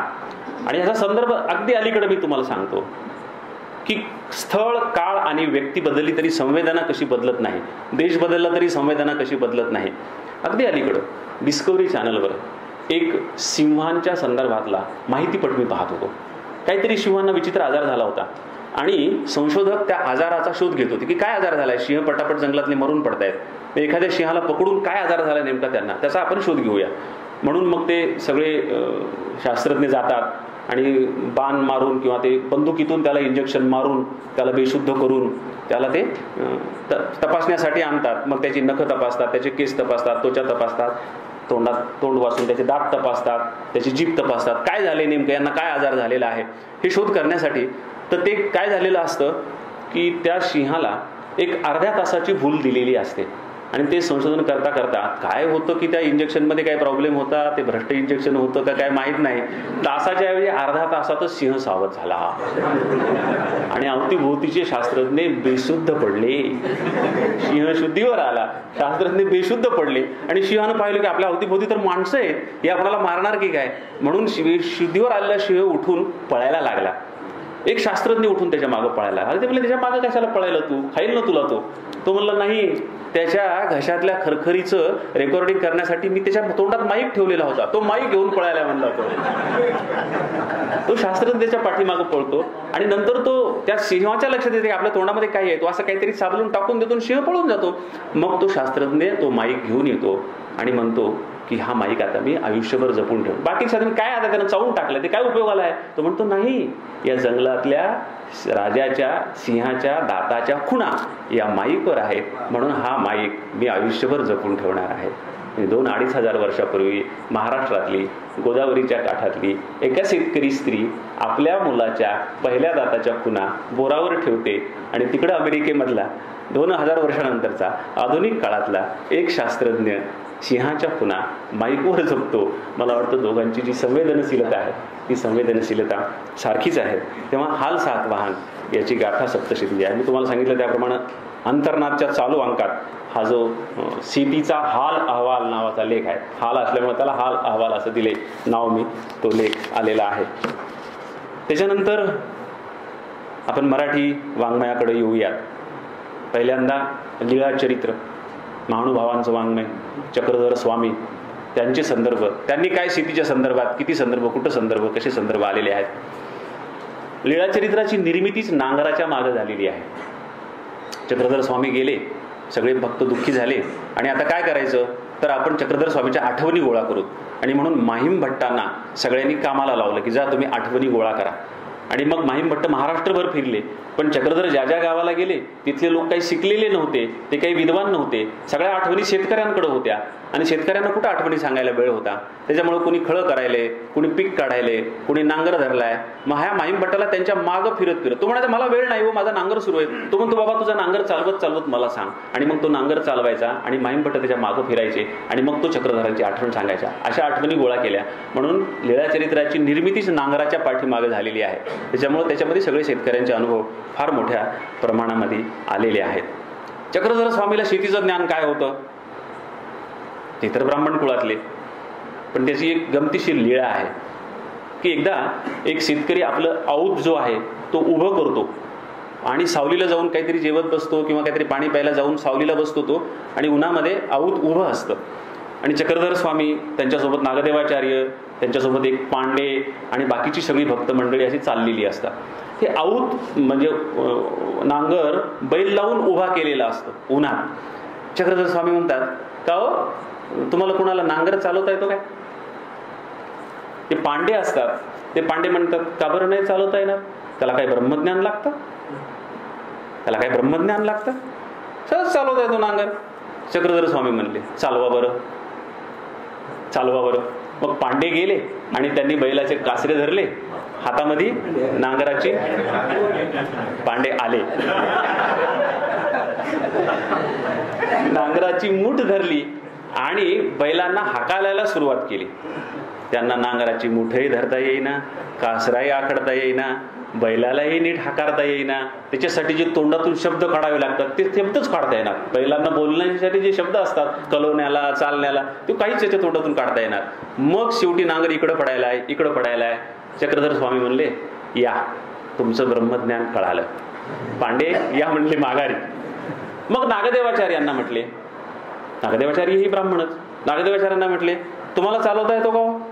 ते म्हणाले, देवा तुमच्या सहवासात येण्याच्या आधी मी हेच काम करत होतो, मला चालवता येतो नांगर, काही प्रॉब्लेम नाही, मी चालून दाखवतो. दाखवा बरं म्हणाले. मग नागदेवाचार्यांनी 4 तास नांगर चालून दाखवला. ते म्हणाले, चालवला तुम्ही, पण बरवा नाही काढता आला तुम्हाला, बरवा नाही काढता आला. बरवा म्हणजे सरळ तास, सरळ तास, सरळ नाही काय वाकडं वाकडं वाकडं, असं वाकडं वाकडे नांगर चालवतात का म्हणले? नाही, असं नाही नांगर चालवत म्हणले. बरवा काढता येतो का तुम्हाला कुणाला? मग कुणालाच काढता येत नाही म्हणाले. चक्रधर स्वामींनी बाया मागं केल्या, धोतर खोचलं, स्वतः नांगर हातात घेतला आणि बरवा नांगर चालवून दाखवला. सरळ 4 तास काढून दाखवले. तुमच्या लक्षात येईल की चक्रधर स्वामींना सुद्धा, आणि चक्रधर स्वामींनी सांगितलं की नांगर चालवण्यासाठी ब्रह्मज्ञान लागतं का? असं जे तुम्ही पांडे म्हणालात ना, तो शेतकऱ्याचा अपमान आहे. हे चक्रधर स्वामींनी सांगितलं. आणि त्याच्यासाठी ब्रह्मज्ञानच लागतं. ते ज्ञान तुमच्याकडे नाही आहे, म्हणून तुम्हाला नांगर चालवता आला नाही. आणि नांगर चालवणं म्हणजे तलवारीच्या धारेवर चालण्यासारखं आहे. तलवारीच्या धारेचा दृष्टांत दिला चक्रधर स्वामींनी त्यांना. आणि त्यांनी सांगितलं की तलवारीच्या धारेवर, एक माणूस तलवारीच्या धारेवर चालायचा, तो तलवारीच्या धारेवर चालायचा, पण तो चालताना त्याचे पाय कापत नसत, कारण तो संपूर्णपणे तोल सावरून सगळ्या प्रकारचे शक्ती एकत्रित करून त्या तलवारीच्या धारेवरून चालायचा, म्हणून त्याचा पाय कापत नसे. नांगर चालवणं म्हणजे तलवारीच्या धारेवरून चालणं आहे. अशा प्रकारचा दृष्टांत सांगून शेतीचं महत्त्व चक्रधर स्वामींनी त्या सगळ्या आपल्या भक्त मंडळींना सांगितलं. त्याची लीळाचरित्रामध्ये आपणाला पाहायला मिळते. चक्रधर स्वामी नकला करत असत, तुम्हाला माहिती आहे. बाईसाला म्हणले, बाईसा तुम्हाला नक्कल करून दाखवू का? ती म्हणली, बाबा खूप करून दाखवले, आता काय नवीन नक्कल करून दाखवणार? ती म्हणे, गुराखी लोक जेवायला कसे बसतात, बसून दाखवू का तुम्हाला? आणि मग ते चवड्यावर उकिडवं बसून, हातात भाकर घेऊन, एका हाताची आपल्या गुडघ्याला मिठी घालून, दुसऱ्या हातानं ते खात खात, गाई कुठं गेल्या का, तिकडं गेल्या का, असं लक्ष देऊन इकडे एकदा कसा पाहतो, इकडे एकदा कसा पाहतो, अशी गुराख्याची नक्कल चक्रधर स्वामींनी त्या बाईसाला करून दाखवली. त्या बाईसाची हसता हसता पुरे वाट. चक्रधर स्वामींना हे ज्ञान कुठून आलं? ते नांदेडमधून आलं. कारण चक्रधर स्वामींनी नांदेडमध्ये गुरं राखलेली होती. त्याची लीळा आहे. चक्रधर स्वामींनी नांदेडमध्ये गुरं राखली होती. गोपाळ चावडी, तुमच्या कदमांचं जे गाव आहे, कमलकिशोर कदम, शामराव कदम, त्यांच्या गावाच्या जवळ गोपाळ चावडी आहे. तिथे त्यांनी गुरं राखलेली होती. नांदेडमध्ये गुरं राखलेली होती. आणि या गुरं राखण्याच्या लीळा प्रसिद्धच आहे, त्याच्यामुळे त्या तपशीलवार मी तुम्हाला सांगत बसत नाही. त्याच्यामुळे त्यांच्याकडं हे सगळे तपशील, गुराख्याचे संदर्भ जे आहेत ते सगळे होते. धांदूल मोक्षाचा दृष्टांत जो आहे तोही प्रसिद्ध आहे. तो इंद्राच्या ऐरावताला म्हसरू म्हणतो शेतकरी, ते सांगत बसत नाही सगळं तुम्हाला. त्याच्यामध्ये एक फार सुंदर आणखी किस्सा आहे हुळा भाजून खाण्याचा. हुळा, हुरडा वेगळा आणि हुळा वेगळा. हुळा हरभऱ्याचा, तोही वाळलेल्या हरभऱ्याचा कडप घेऊन तो भाजायचा. तो सगळे चालले होते असेच एकदा. तर नागदेवाचार्य म्हणले, बाबा शेतकऱ्यानं हरभरा फार चांगला काढून ठेवलाय, वाळलेला दिसायलाय, थोडासा हुळा खाऊन मग आपण पुढे जाऊयात का? चक्रधर स्वामी म्हणाले की हरकत नाही खायला, पण शेतकऱ्याची परवानगी घ्या, त्याला विचारा आधी, सोरासारखं खाऊ नका. मग ठीक आहे म्हणाले. मग त्यांनी जाऊन शेतकऱ्याची परवानगी घेतली की आम्ही थोडासा खुळा घेऊन खाऊ का? म्हणाला खा. तर मग तिथं त्यांनी सगळे बसलेलेच होते. बाईसानं आपला स्वयंपाक पण सुरू केलेला होता. तर त्या स्वयंपाक सुरू करत असताना तिच्याजवळ इस्तू होता, चूल सुरू होती. आणि नागदेवाचार्य म्हणाले की बाईसा थोडा इस्तू दे ग, मी ही हुळा भाजतो. तर ती म्हणाली, ते तिकडे मंदिर दिसायला ना, तिथं ते दिवा आहे ना, तिथून इस्तू आण आणि तुझा तू हुळा भाज, मी नाही देत तुला इस्तू, जा. मग ते नागदेवाचार्य त्या दूरच्या मंदिरात गेले, तिथून एक सनकाडी पेटून आणली आणि मग त्यांनी तो हुळा भाजला. मग सगळे हुळा खायला बसले. हुळा खायला बसल्यावर मग ती बाईसा येऊन बसली ना, तर नागदेवाचार्य म्हणले, इस तू बरा दिला नाही आणि हुळा खायला बरी येऊन बसली. हुळा काय खाती, जराशी माती खाय, जराशी माती खाय. मग ही बाईसा म्हणाली, पहा ना हो बाबा, पहा ना बाबा, हा मला माती खा म्हणायलाय, जराशी माती खा म्हणायलाय. मी चक्रधर स्वामी पुन्हा चेष्टेकरून ते म्हणाली, जराशी माती खाय म्हणायलाय का? ती म्हणते का मग तुम्हाला लई माती खायला सांगता मग मला तुम्ही? सगळेजण मिळून त्याची चेष्टा कशी करतात. तो हुळा भाजून खाण्याचा जो प्रसंग आहे तो सगळा त्या शेताच्या संदर्भात, हुळा भाजण्याच्या संदर्भात आपल्याला पाहायला मिळतो. त्यामुळे रुमण्याचा दृष्टांत, वाळकाचा दृष्टांत, गायीचा दृष्टांत, परिसाचा दृष्टांत, रिडाईताचा दृष्टांत सगळे शेतीशी संबंधित आहे. त्यामुळे सगळेच तपशीलवार सांगत बसत नाही. एक सेनपुंजीचा दृष्टांत आहे. सेनपुंजी, चक्रधर स्वामींनी ईश्वरावर आपली निष्ठा, एकनिष्ठ कशी असावी त्याचं उदाहरण देण्यासाठी शेण गोळा करणाऱ्या मुलींचं उदाहरण दिलेलं आहे. त्यांनी असं सांगितलं की मुली शेण गोळा करायला निघतात आणि मग त्यांना एक शेणाचा पवटा दिसतो, तिघी जणी असतात, तो कुणी घ्यायचा. तर त्यांचे नियम ठरलेले असतात. जिनं पहिल्यांदा पाहिला तिनं तो घ्यायचा. आता तिघींनी पहिल्यांदा पाहिला असेल तर, तिघींनी एकदाच पाहिला असेल तर म्हणले मग जिनं धावत पळत जाऊन स्वतः हात लावला तिनं घ्यायचा. म्हणले दोघींनी हात लावला तर? ते म्हणाले की असं होत नाही. ती जी तीव्रतेनं तिला शेण पाहिजे ना, ती जाते ते शेण पकडतेच आणि ते शेण घेऊन येते. म्हणाले त्या शेणपुंजीची शेणावर जशी निष्ठा असते तशी ईश्वरावर आपली निष्ठा असली पाहिजे. हे जे शेण आहे ना, त्या शेणाविषयी माणसाला किती प्रेम असतं, शेतकरी माणसाला, कारण तो खत असतो आणि त्याची जमीन त्याच्यामुळे सुपीक होते. त्याच्यामुळे आमच्या गावामध्ये रंगराव नावाचा एक म्हातारा होता. तो रस्त्यात पडलेलं शेण उपरण्यात गोळा करून शेतात नेऊन टाकत असे. त्याला म्हणजे डाग पडला तर, डाग काय लई भारी झाला का शेणापेक्षा, असं तो म्हणायचा. कारण शेणानं जमीन पिकते म्हणले. ह्याला डाग नाही पडला तर उपरनं पिकतं काय, ह्याच्यातून ज्वारी येते काय? पण शेण जर नेऊन टाकलं तर तिथून ज्वारी येते ना. म्हणजे शेणावर शेतकऱ्याची किती निष्ठा असते, तशी निष्ठा शेत पिकवण्यासाठी जशी शेतकऱ्याची शेणावर निष्ठा असते तशी निष्ठा तुमची ईश्वरावर असली पाहिजे. अशा प्रकारचा संदर्भ त्यांनी दिला. बैजोबाचा एक दृष्टांत आहे, दुष्काळ त्या काळामध्ये पडलेला, त्या संदर्भातलाही दृष्टांत आहे, पण ते तुम्हाला सगळं सांगत बसत नाही. चक्रधर स्वामीच्या नंतर आपण येतो ज्ञानेश्वरांच्यावर. ज्ञानेश्वरांच्या मध्ये कितीही बोलावं इतका शेतकरी आहे, कितीही बोलावं. नाना कृषीवळू आपुले, पांघुरवी पेरिले, तैसे झाकी निपजले दान पुण्य. किंवा केळीचे दळवाडे, हळू पोकळ आवाडे, परी फळोनिया गाढे, रसाळ जैसे. सतत शेतीचे दृष्टांत ज्ञानेश्वरामध्ये आपल्याला पाहायला येतात. कोणाला हे माहीत असेल की भगवद्गीतेचा 13वा अध्याय जो आहे तो क्षेत्रज्ञ योगो नाम असा आहे. त्याचा विषय काय आहे तर क्षेत्र आणि क्षेत्रज्ञ. क्षेत्र म्हणजे शेत आणि क्षेत्रज्ञ म्हणजे शेतकरी. शेत आणि शेतकरी याच्यावरच आधारित तो संपूर्ण अध्याय. ते रूपक हे शेती आणि शेतकऱ्याचं. तो 13वा अध्याय भगवद्गीतेचा. त्याचा मराठी अनुवाद करताना ज्ञानेश्वरांच्या प्रतिभेला एवढे पंख फुटलेले आहेत आणि सगळ्या महाराष्ट्रातला शेतकरी त्यांनी त्या 13व्या अध्यायामध्ये उभा केलेला आहे. मी त्या एका अध्यायावरच्या शेतकऱ्यांमध्ये ॲग्रोवनमध्ये 9 लेख लिहिले होते. ज्ञानेश्वरांच्या त्या एका अध्यायामध्ये येणारा जो शेतकरी आहे, गवताचे किती प्रकार, आणखी काय काय, पिकाचे किती प्रकार, त्याचे संदर्भ किती, इतके आपणाला त्या अध्यायामध्ये पाहायला मिळतात. आणि ज्ञानेश्वरांचा एक अभंग, जरा थोडंसं मी वैयक्तिक आत्मस्तुतीचा दोष घेऊन एक किस्सा तुम्हाला मुद्दाम सांगू इच्छितो की माझा पीक पाणी हा कविता संग्रह प्रकाशित झाला आणि त्याला खूप चांगला प्रतिसाद मिळाला. त्या काळामध्ये पुलंनी आपलं कौतुक करावं असं प्रत्येकाला वाटायचं. कुरुंदकर गुरुजी तेव्हा नव्हते, नाहीतर सगळ्यांना वाटायचं कुरुंदकर गुरुजींनी आपलं कौतुक करावं. पण माझं पुस्तक आलं तेव्हा कुरुंदकर गुरुजी नव्हते. ते 82ला गेले, माझं 89ला पुस्तक आलं. मी ते पुलंना पाठवलं. पुलंनी फार सुंदर त्याच्यावर महाराष्ट्र साहित्य पत्रिकेमध्ये लेख लिहिला आणि त्याच्यामध्ये पुलंनी एक वाक्य वापरलं होतं की पहिल्याच कवितेत हा कवी किती पाण्यात खोल गेलेला आहे ते आपल्या लक्षात येतं. पहिल्याच कवितेमध्ये हा कवी किती खोल पाण्यात आहे ते आपल्या लक्षात येतं. ती कविता अशी होती की गोऱ्या कुंभारानं केला मातीमधी बाळकाला, तसा बाप माया करी माझ्याहून मातीवरी, माझे ओलांडून प्रेत आधी रुजविले शेत, मग आला स्मशानात काळ्या आईचं गाणं गात. ही ती पहिली कविता पीक मधली माझी. गोऱ्या कुंभारानं केला मातीमध्ये बाळक आला, तसा बाप माया करी माझ्याहून मातीवरी, माझे ओलांडून प्रेत आधी रुजविले शेत, मग आला स्मशानात काळ्या आईचं गाणं गात. तुला म्हणाले वा वा किती खोल पाण्यामध्ये आहे कवी, ते या पहिल्याच कवितेवरून लक्षात येतं. त्यांनी खूप कौतुक केलं माझं. पण भास्कर चंदनशिव,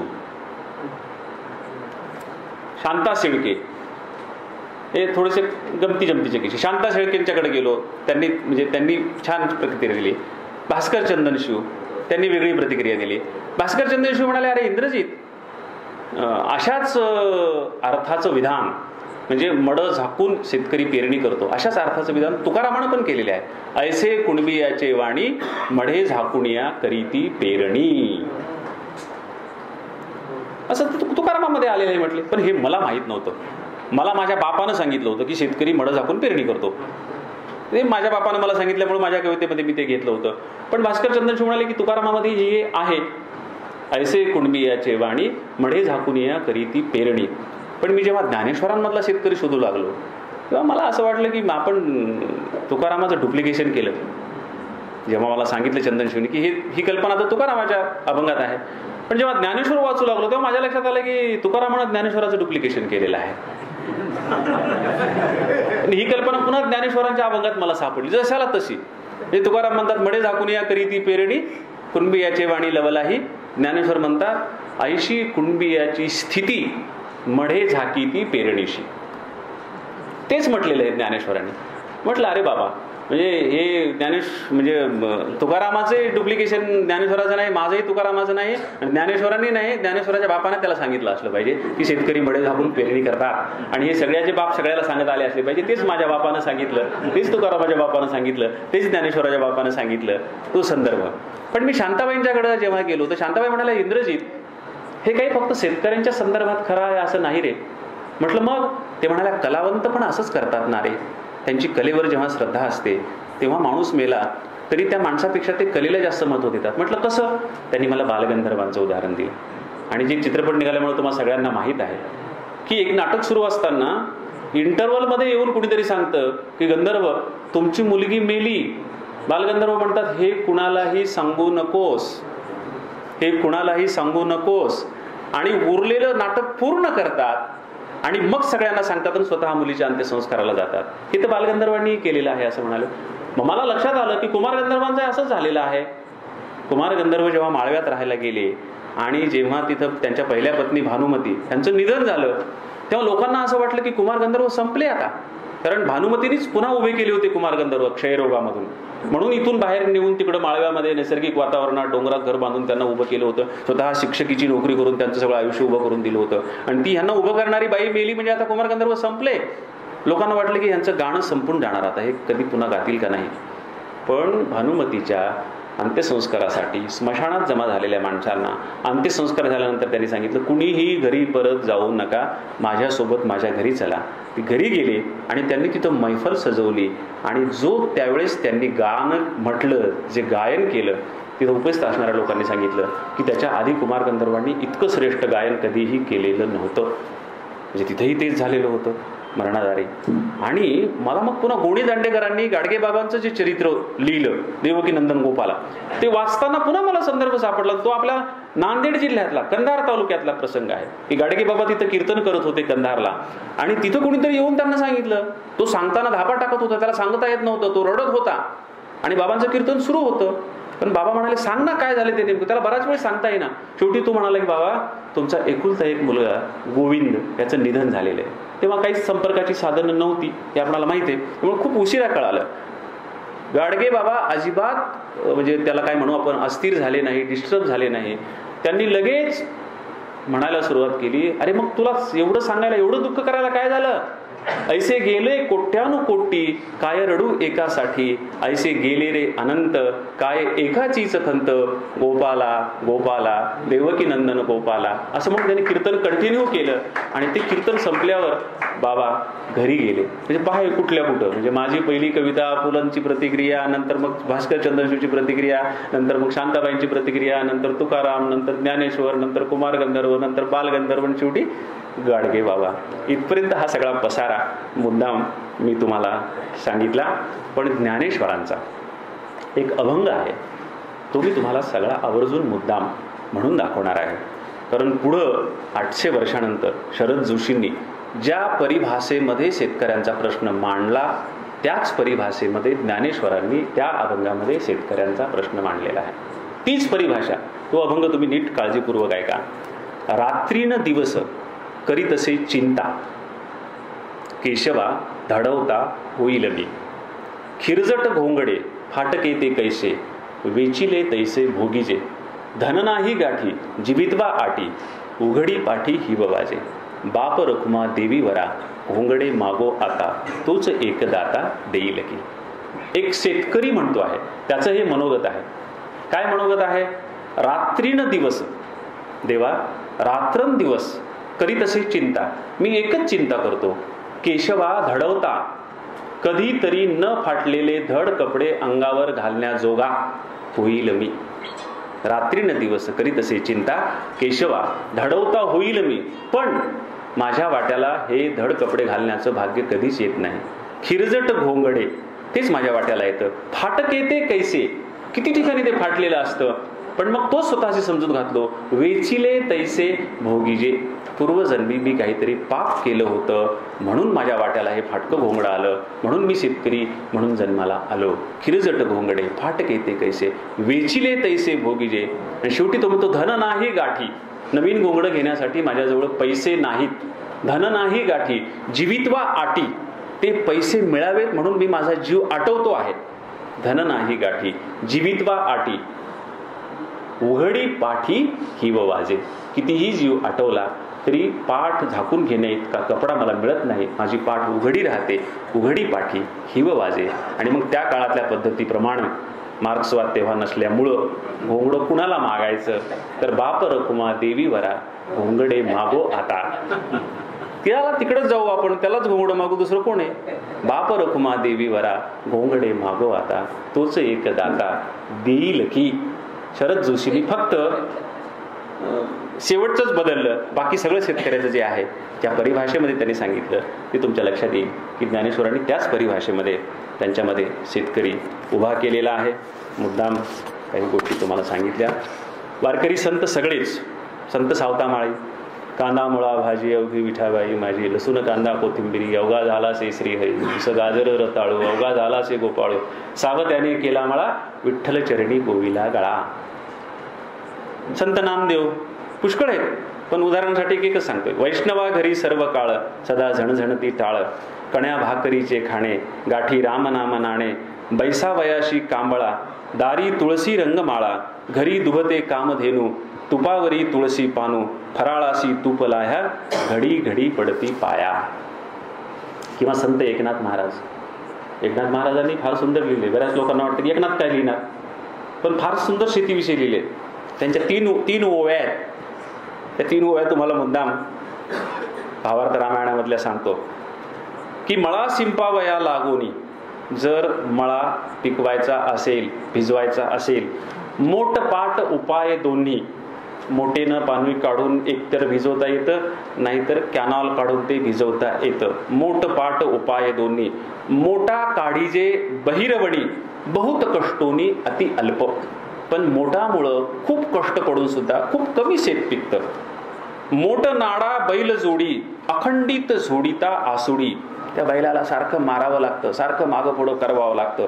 येता जाता ओढा ओढी, भोय भिजे थोडी भाग एक. शेताचा फक्त एक कोपरा त्या विहिरीच्या पाण्यानं आणि मोठेच्या पाण्यानं भिजू शकतो. तैसा नव्हे सरितेचा पाठ, पण कॅनॉलचं तसं नाही.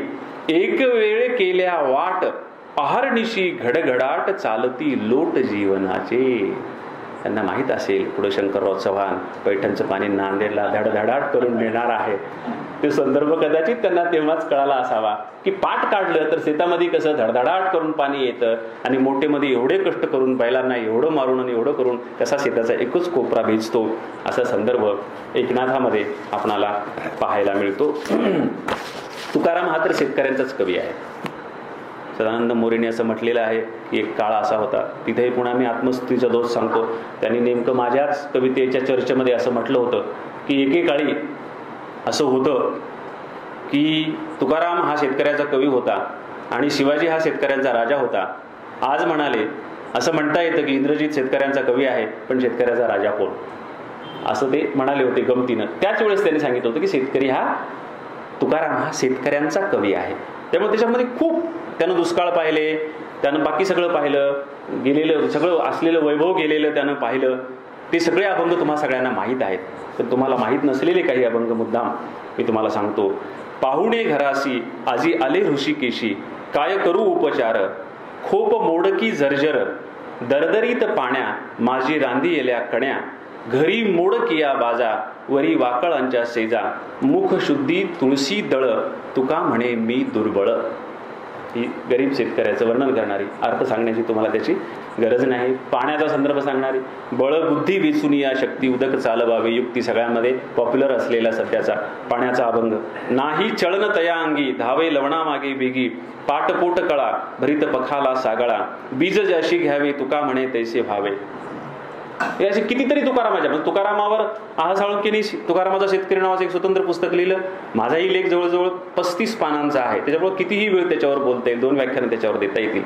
पण एक फार छान, जेव्हा शिवाजी महाराजांनी त्यांचा गौरव करण्यासाठी त्यांना बोलवलं, ते गेले नाही. तुम्हापाशी आम्ही येऊन या काय व्यर्थसीन होय चालण्याचा असं म्हणाले. मग त्यांनी त्यांच्या घरी गौरवाचं धन पाठवलं, कपडे पाठवले, आहेर पाठवला, सत्काराच्या वस्तू पाठवल्या, त्याही त्यांनी परत पाठवल्या.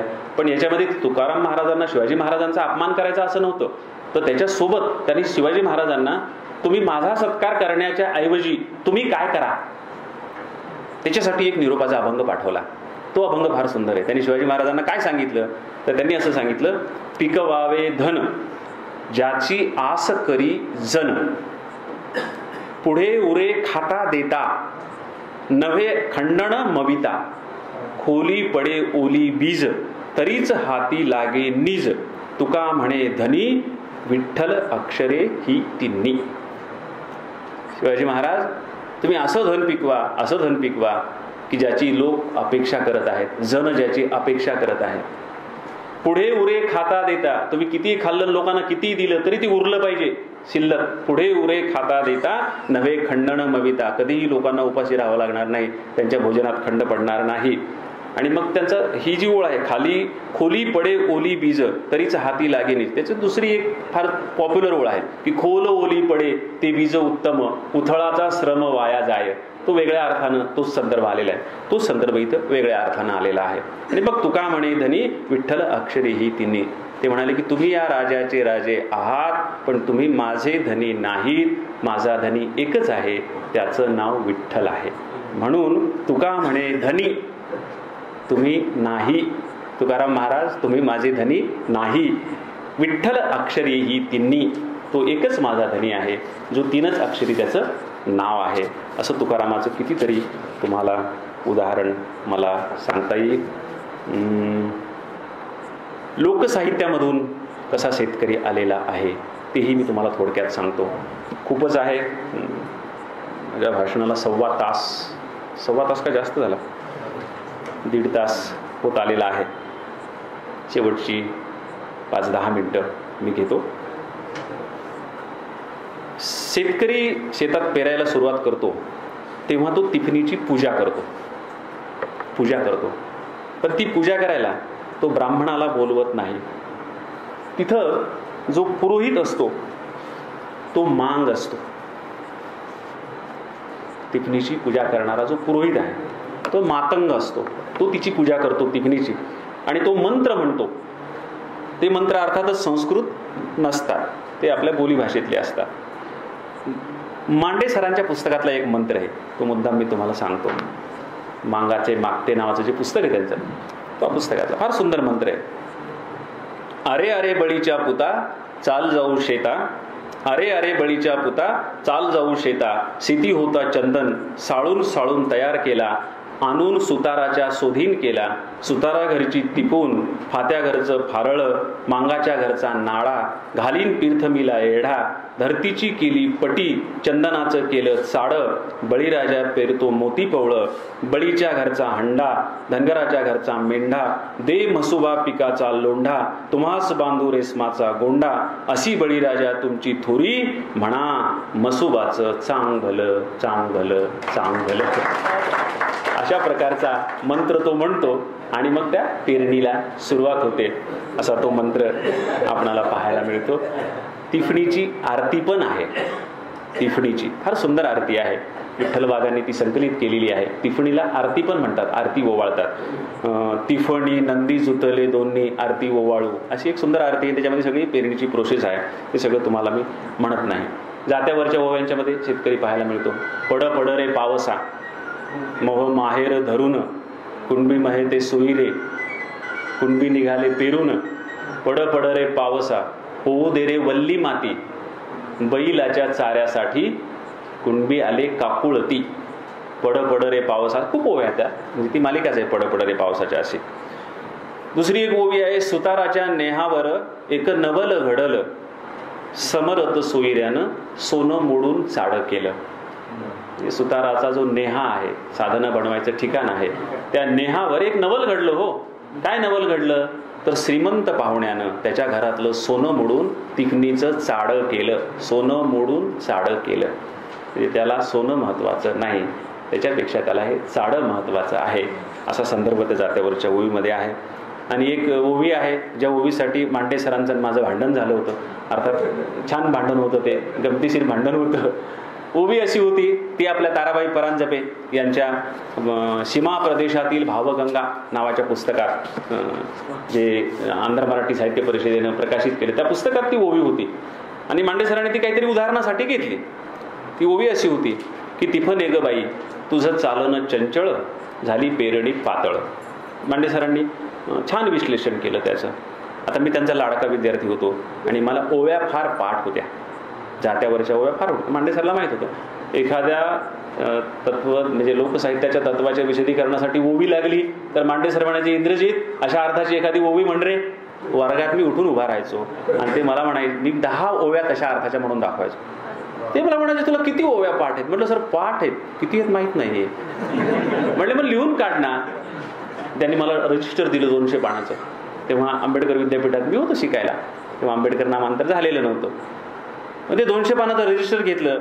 त्या विद्यापीठ वसतिगृह क्रमांक 1 खोली क्रमांक 93 होती माझी. त्या खोलीत गेलो आणि मला पाठ असलेल्या ओव्या लिहायला मी सुरुवात केल्या. एक दिवस संपला, एक रात्र संपली, दुसरा दिवस संपला, दुसरी रात्र संपली, तिसरा दिवस संपला, तिसरी रात्र संपली, रजिस्टर संपून गेलं. पण माझ्या पाठ असलेल्या ओव्या लिहिणं संपलं नाही. 4थ्या दिवशी वर्गात नेऊन मांडे सरला रजिस्टर दिलं. 5व्या दिवशी मला त्यांनी वर्गात विचारलं, माहिती आहे का इंद्रजित तुला किती ओव्या पाठ आहेत? म्हटलं सर माझा वेळ सगळा लिहिण्यात गेला. ते म्हणले माझी रात्र सगळी मोजण्यात गेली म्हणाले. तर किती ओव्या पाठ आहेत मला? ते म्हणले तुला जात्यावरच्या 2000 ओव्या पाठ आहेत. 2000. त्याच्यामुळं कुणीही ओवी म्हटली किंवा पुस्तकात छापली तर ती करेक्ट का अनकरेक्ट मी सांगतो की याच्यामध्ये काहीतरी प्रॉब्लेम आहे. मांडे सरांनी ती ओवी सांगितली की तिफन ग बाई तुझं चालणं चंचळ, झाली पेरणी पातळ, कणस पडले कंबळ. म्हटलं सर ही ओवी अपूर्ण आहे. म्हणले कशावरून म्हणतो? म्हटलं 4था चरण नाही ना याच्यामध्ये. ते म्हणले 3 चरणाच्या ओव्या असतात. म्हटलं 3 चरणाच्या ओव्या असतात तर तुम्हीच सांगितलेलं आहे की एक चरण रिपीट करतात, तर तसा इथं रिपीट केलेला दिसत नाही. नाही म्हटले कुठलाही चरण रिपीट केला की ही 4 चरणाची होते. म्हटलं नाही सर अपूर्ण ओवी आहे. तू कशावरून म्हणतो? म्हटलं पुढचा चरण मला माहित आहे आणि तो चरण घेतल्याशिवाय या ओवीला तसा अर्थ नाही. ती पण ग बाई तुझं चालणं चंचळ, म्हणजे तू गतीनं चालते आहेस. झाली पेरणी पातळ, त्याच्यामुळे पेरणी पातळ झाली. ती पण ग बाई तुझं चालणं चंचळ, झाली पेरणी पातळ. निष्कर्ष नाही इथं, निष्कर्ष पुढं आहे अर्ध्या ओवीमध्ये. काय निष्कर्ष आहे? ती पण आहे ग बाई तुझं चालन चंचळ, झाली पेरणी पातळ, कणस पडले कंबळ. केळीच्या कमळासारखे एवढे मोठाले कणस पडले ना. कशामुळे पडले?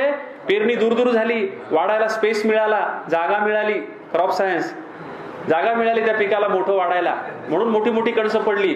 पेरणी पातळ का झाली? तिफन घाईनं चालली म्हणून. म्हणून तिफन आहे ग बाई तुझं चालन चंचळ, झाली पेरणी पातळ, कणस पडले कंबळ. अशा प्रकारची ती ओवी, त्याच्यामध्ये क्रॉप सायन्स जे म्हणतो आपण शेतीचं ते पाहायला मिळतं. आणि बाकी शेवटचं जे आहे ते थोडंसं टीकात्मक आहे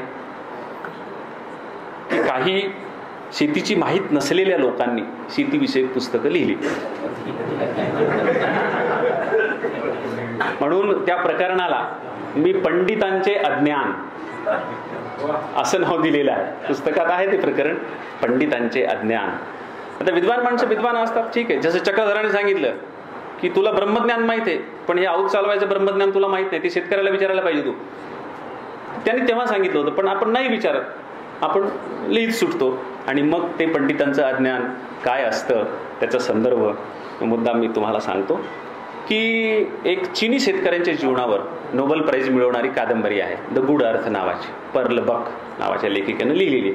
तुम्ही सगळे चांगले वाचक असल्यामुळे तुम्हाला ते माहीत असणार. त्या कादंबरीचे मराठीमध्ये 2 अनुवाद झाले. 2 अनुवाद. एक अनुवाद गोमंतकचे संस्थापक संपादक बाद सातोस्कर यांनी केलेला आहे आणि तो सरिता प्रकाशनानं प्रकाशित केला अहभावेंच्या. त्यांची नवी आवृत्ती पण आली, जुनी आवृत्ती पण आहे. तो अनुवाद खूप दिवसापूर्वी म्हणजे 50-60 वर्षापूर्वी केलेला आहे. जेव्हा नोबेल प्राइज मिळालं तर लगोलग त्यांनी तो अनुवाद केलेला आहे त्या कादंबरीचा. उत्तम अनुवाद आहे, चांगला अनुवाद आहे तो अनुवाद, म्हणजे त्यांना शेतीचं चांगलं ज्ञान असावं. पण अजिता काळे नावाच्या एका महिलेनं गेल्या 20 वर्षापूर्वी पुन्हा दुसरा अनुवाद केला. तेव्हा तो श्रीविद्या प्रकाशनानं छापला होता. अलीकडे त्याची नवी आवृत्ती मेहता प्रकाशनानं काढलेली आहे. त्याचं नाव त्यांनी काळी असं दिलेलं आहे. आणि त्यांनी जो अनुवाद केला बाद सातोस्कर, त्यांनी धरित्री असा अनुवाद केला होता. त्या गुढ अर्थाचा धरित्री असा अनुवाद केला होता आणि ह्यांनी काळी अशा नावानं अनुवाद केला. पण बाईंच्या अनुवादामध्ये बऱ्याच गफलती झालेल्या आहेत. तर त्यांना हे माहीत नाही की बैल डिरकतो आणि गाय हंबरते. त्यांनी बैलाला हंबरवले, बैल हंबरला. बैल हंबरत नाही, बैल डिरकतो. पण सगळ्यांना माहिती आहे की प्राण्यांच्या सगळ्या ओरडण्याला वेगवेगळी नाव आहेत. घोडा खिंकाळतो, कुंत्र भुंकत, बैल डिरकतो, गाय हंबरते, हे सगळ्याच वेगवेगळं आहे. पण त्यांनी तो घोटाळा केलेला आहे त्यांच्या अनुवादामध्ये. आणि त्यांना ओंब्या कणस ह्यांचं फारसं ज्ञान नाही. त्याच्यामुळं त्यांनी गव्हाच्या ओंब्या असं न म्हणता गव्हाची कणस अशा प्रकारची वाक्य लिहिलेली आहेत. गव्हाची कणस. वेणुताई पळशीकर, आपले विचारवंत वसंत पळशीकर यांच्या मिसेस, त्यांनी एक फार सुंदर पुस्तक जपानी लेखकाचं, त्या लेखकाचं नावच मला सांगता येत नाही, ते माफा कोआ असं काहीतरी ते नाव आहे. त्या अनुवादाचं नाव तुम्हाला सांगतो पुस्तकाचं, काळातून क्रांती. काहीही न करता, मशागत, पाणी, खत न करता शेती करायची, असं काळातून क्रांती नावाचं ते पुस्तक आहे. खूप गाजलं, जगभर त्याची चर्चा झाली. त्याचा अनुवाद वेणुताई पळशीकरांनी केला. तर त्यांनी असं सांगितलं की त्या मूळ पुस्तकामध्ये राईस शब्द आहे, त्याचा मी मराठी अनुवाद काय करावा असा मला प्रश्न पडला. तांदूळ असा करावा, साळ असा करावा, भात असा करावा, का धान असं करावं. तर मला असं लक्षात आलं की आपल्याकडं तर हे एका पिकाची नावं नाही आहेत. ती बी असते तेव्हा साळ असते, ती रुजून वर येते तेव्हा धान असतं, त्याच्यावर टक्कर काढतात तेव्हा तांदूळ असतो आणि ती शिजवल्यानंतर भात होतो. ते हे एका अर्थाचे शब्द नाही आहेत. अशी ती एक गंमत मला त्यांच्या लक्षात आले. आणि एक होता कारभार, हे जे पुस्तक आहे, किती गाजलं, किती आवृत्त्या निघाल्या, पण त्याच्यामध्ये ही शेतीचं अज्ञान आहे. आम्ही लक्षात आणून दिलं तरी त्यांनी ते बदल केले नाहीत. शेवटचं उदाहरण तुमच्या नांदेडचंच आहे. कविता महाजन यांची ब्र कादंबरी खूप गाजली, खूप आवृत्त्या निघाल्या. कविताला पण मी सांगितलं, प्रकाशकाला पण मी सांगितलं. पहिल्याच पानावर त्यांनी भिंगुर्टीचा दृष्टांत छापलाय. तो जो भिंगुरटीचा दृष्टांत आहे त्याचा अनुवाद त्यांनी गांधील माशी असा केला आहे. भिंगुरटी आणि गांधील माशीमध्ये जमीन अस्मानाचा फरक आहे. भिंगुरटी घरात असते, गांधील माशी शेतात असते. भिंगुरटी मातीचं घरटं करते, गांधील माशी ही पोळं करते. आणि चक्रधर स्वामींनी भिंगुरटीचा दृष्टांत सांगितलेला आहे आणि त्याला एक अर्थ आहे. तो भिंगुरटीच्या दृष्टांतामध्ये त्याने असं सांगितलेलं आहे की भिंगुरटी बाहेरून आळी आणते. म्हणजे तो दृष्टांत वैज्ञानिकदृष्ट्या खरा नाही, पण कवितानं त्याच्या अर्थासाठी तो घेतलेला आहे की भिंगुरटी आणते, घरात मातीचं घर करते आणि त्या आळीला मध्ये बसवते, मध्ये टाकते शेतातली आळी आणून, आणि प्रत्येक वेळी येऊन त्या आळीला ती डंख करते आणि ती डंख करून करून त्या आळीच्या मनामध्ये आपण पण अशीच डंख करणारी भिंगुरटी व्हावं अशी भावना उत्पन्न होऊन त्या आळीची भिंगुरटी होते. अशा प्रकारचा तो चक्रधर स्वामीचा दृष्टांत आहे. स्त्री मुक्तीच्या संदर्भामध्ये कवितानं हा दृष्टांत परमध्ये सुरुवातीलाच टाकलेला आहे, पण त्याचा अनुवाद करताना तिनं गांधील मासी असा अनुवाद केलेला आहे आणि ते सांगूनही अनेक आवृत्त्यामध्ये ते बदललेलं नाही. म्हणून तो एक संदर्भ, सहज स्थितीचे संदर्भ सांगताना खूप संदर्भ आहेत. मी तुम्हाला सांगितलं की मी खूप कमीत कमी फार शॉर्टली, फार धावत पळत तुम्हाला थोडक्यात हा सगळा आढावा घडवलेला आहे. मी तुम्हाला सांगितल्याप्रमाणे एक पुस्तक आधीच आलेलं आहे, दुसरं पुस्तक तयार होत आहे आणि तिसऱ्या पुस्तकाची तयारी आहे. त्यामुळं हा फार मोठा विषय आहे, पण तो तुमच्या समोर कमीत कमी शब्दात मांडण्याचा मी प्रयत्न केला. मला खूप उत्तम दाद आपण सगळ्यांनी दिली आणि हा विषय कंटाळवाणा होईल की काय असं मला एक वाटलं होतं, पण तुमच्या सगळ्यांच्या प्रतिसादावरून तुम्हाला तो विषय आवडला असं मला वाटलं. तुम्ही सगळ्यांनी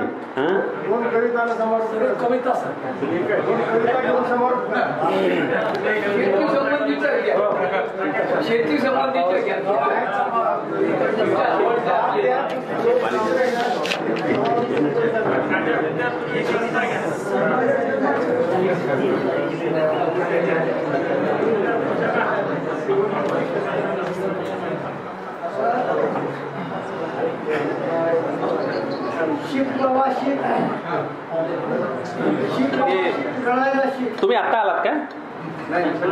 नाही, इथं कार्यक्रमाला. मग मी ते आता आपला ज्ञानेश्वरांचा जो अभंग सांगितला त्याच्यामध्ये आहे ना सगळं ते. तुम्ही जो प्रश्न नाही, वास्तवात तर आता शरद जोशींनी मांडू नये अजून आलं नाही ना. नाही, माझं भाष्य तर फार मोठं आहे. माझ्या कविताच आहेत सगळ्या, ते जे म्हणतायत ना. शरद जोशीच्या कविता पूर्ण, तुमच्या कविता पूर्ण त्यांना आवडत आहेत.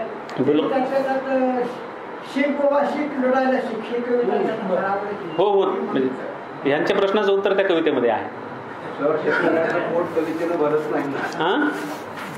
मी कवितेशिवाय दुसरं काही करू शकत नाही. माझ्याकडं कविता आणि शब्द ह्यांची शक्ती आहे.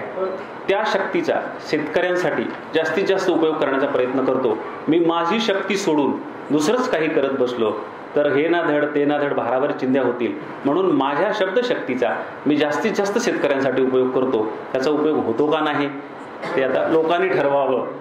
ते काही मी ठरवू शकत नाही. तुम्ही जर म्हणालात की काय उपयोग नाही, त्याचा अर्थ नाही, म्हणजे ठीक आहे. आणि जर लोक म्हणत असतील उपयोग आहे सर, प्रेरणा देतात शेतकऱ्यांना त्या कविता, उपयोग नाही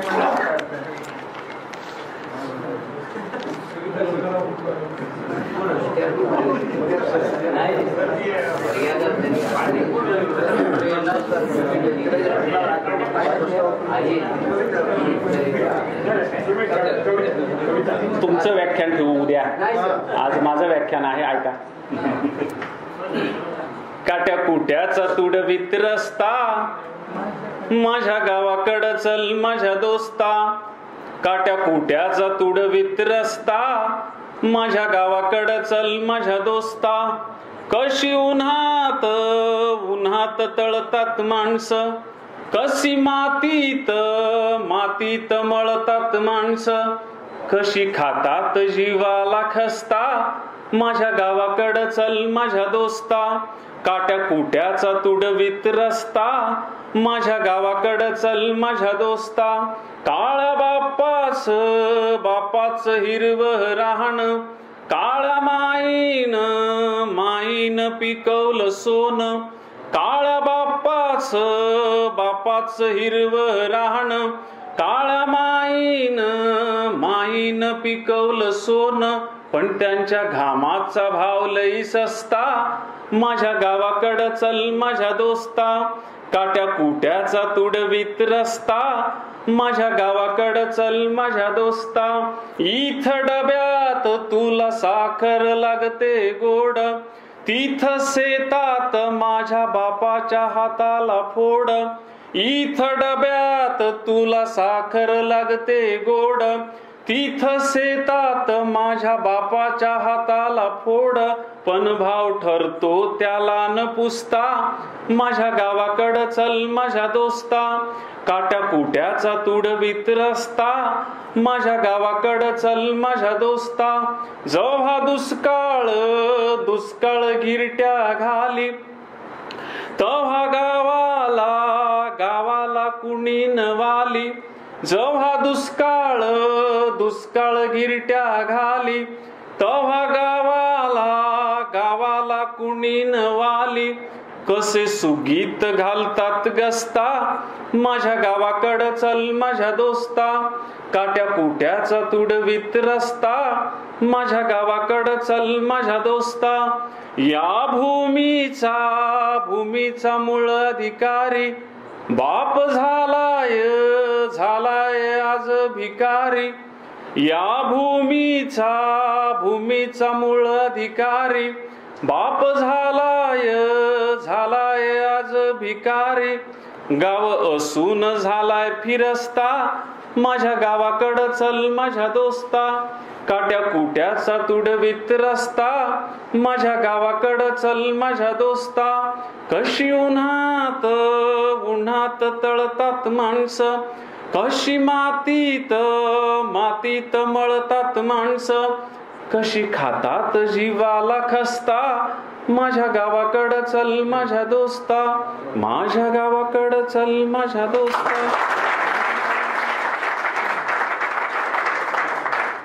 शिक बाबा शिक, लढायला शिक. शिक बाबा शिक, लढायला शिक. कुणब्याच्या पोरा आता लढायला शिक. कुणब्याच्या पोरा आता लढायला शिक. लाजरेपणा बुजरेपणा बाजारात ऐक, लाजरेपणा बुजरेपणा बाजारात ऐक. घेऊ नको फाशी बाबा, खाऊ नको इख, आता लढायला शिक. माग नको पुढं सरायला शिक. माग नको पुढं सरायला शिक. आत्महत्या नको हत्या करायला शिक. बाबा लढायला शिक. शिक बाबा शिक, लढायला शिक. कुणब्याच्या पोरा आता लढायला शिक. कुणब्याच्या पोरा आता लढायला शिक. कोट्यावधी कर्ज घेती दलालांची पोरं, कोट्यावधी कर्ज घेती दलालांची पोरं. बुडविती त्याचा कधी करीती ना घोर. बाबा बुडवायला शिक. शिक बाबा शिक, बुडवायला शिक. घेतलेली कर्ज सारी बुडवायला शिक. बाबा लढायला शिक.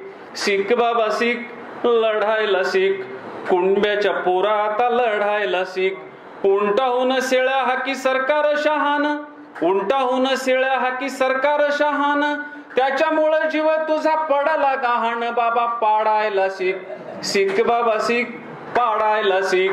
निवडून दिलं त्याला पाडायला शिक. बाबा लढायला शिक. शिक बाबा शिक, लढायला शिक. कुणब्याच्या पोरा आता लढायला शिक. कुणब्याच्या पोरा आता लढायला शिक. जातील हे दिस आणि होईलही ठीक. जातील हे दिस आणि होईलही ठीक. उद्या तुझ्या शेतामध्ये उधाणेल पीक. बाबा जगायला शिक. शिक बाबा शिक, जगायला शिक. मरू नको बाबा आता मारायला शिक. घेतलेली कर्ज बुडवायला शिक. निवडून दिलं त्याला पाडायला शिक. शिक बाबा शिक, लढायला शिक. कुणब्याच्या पोरा आता लढायला शिक. कुणब्याच्या पोरा आता लढायला शिक.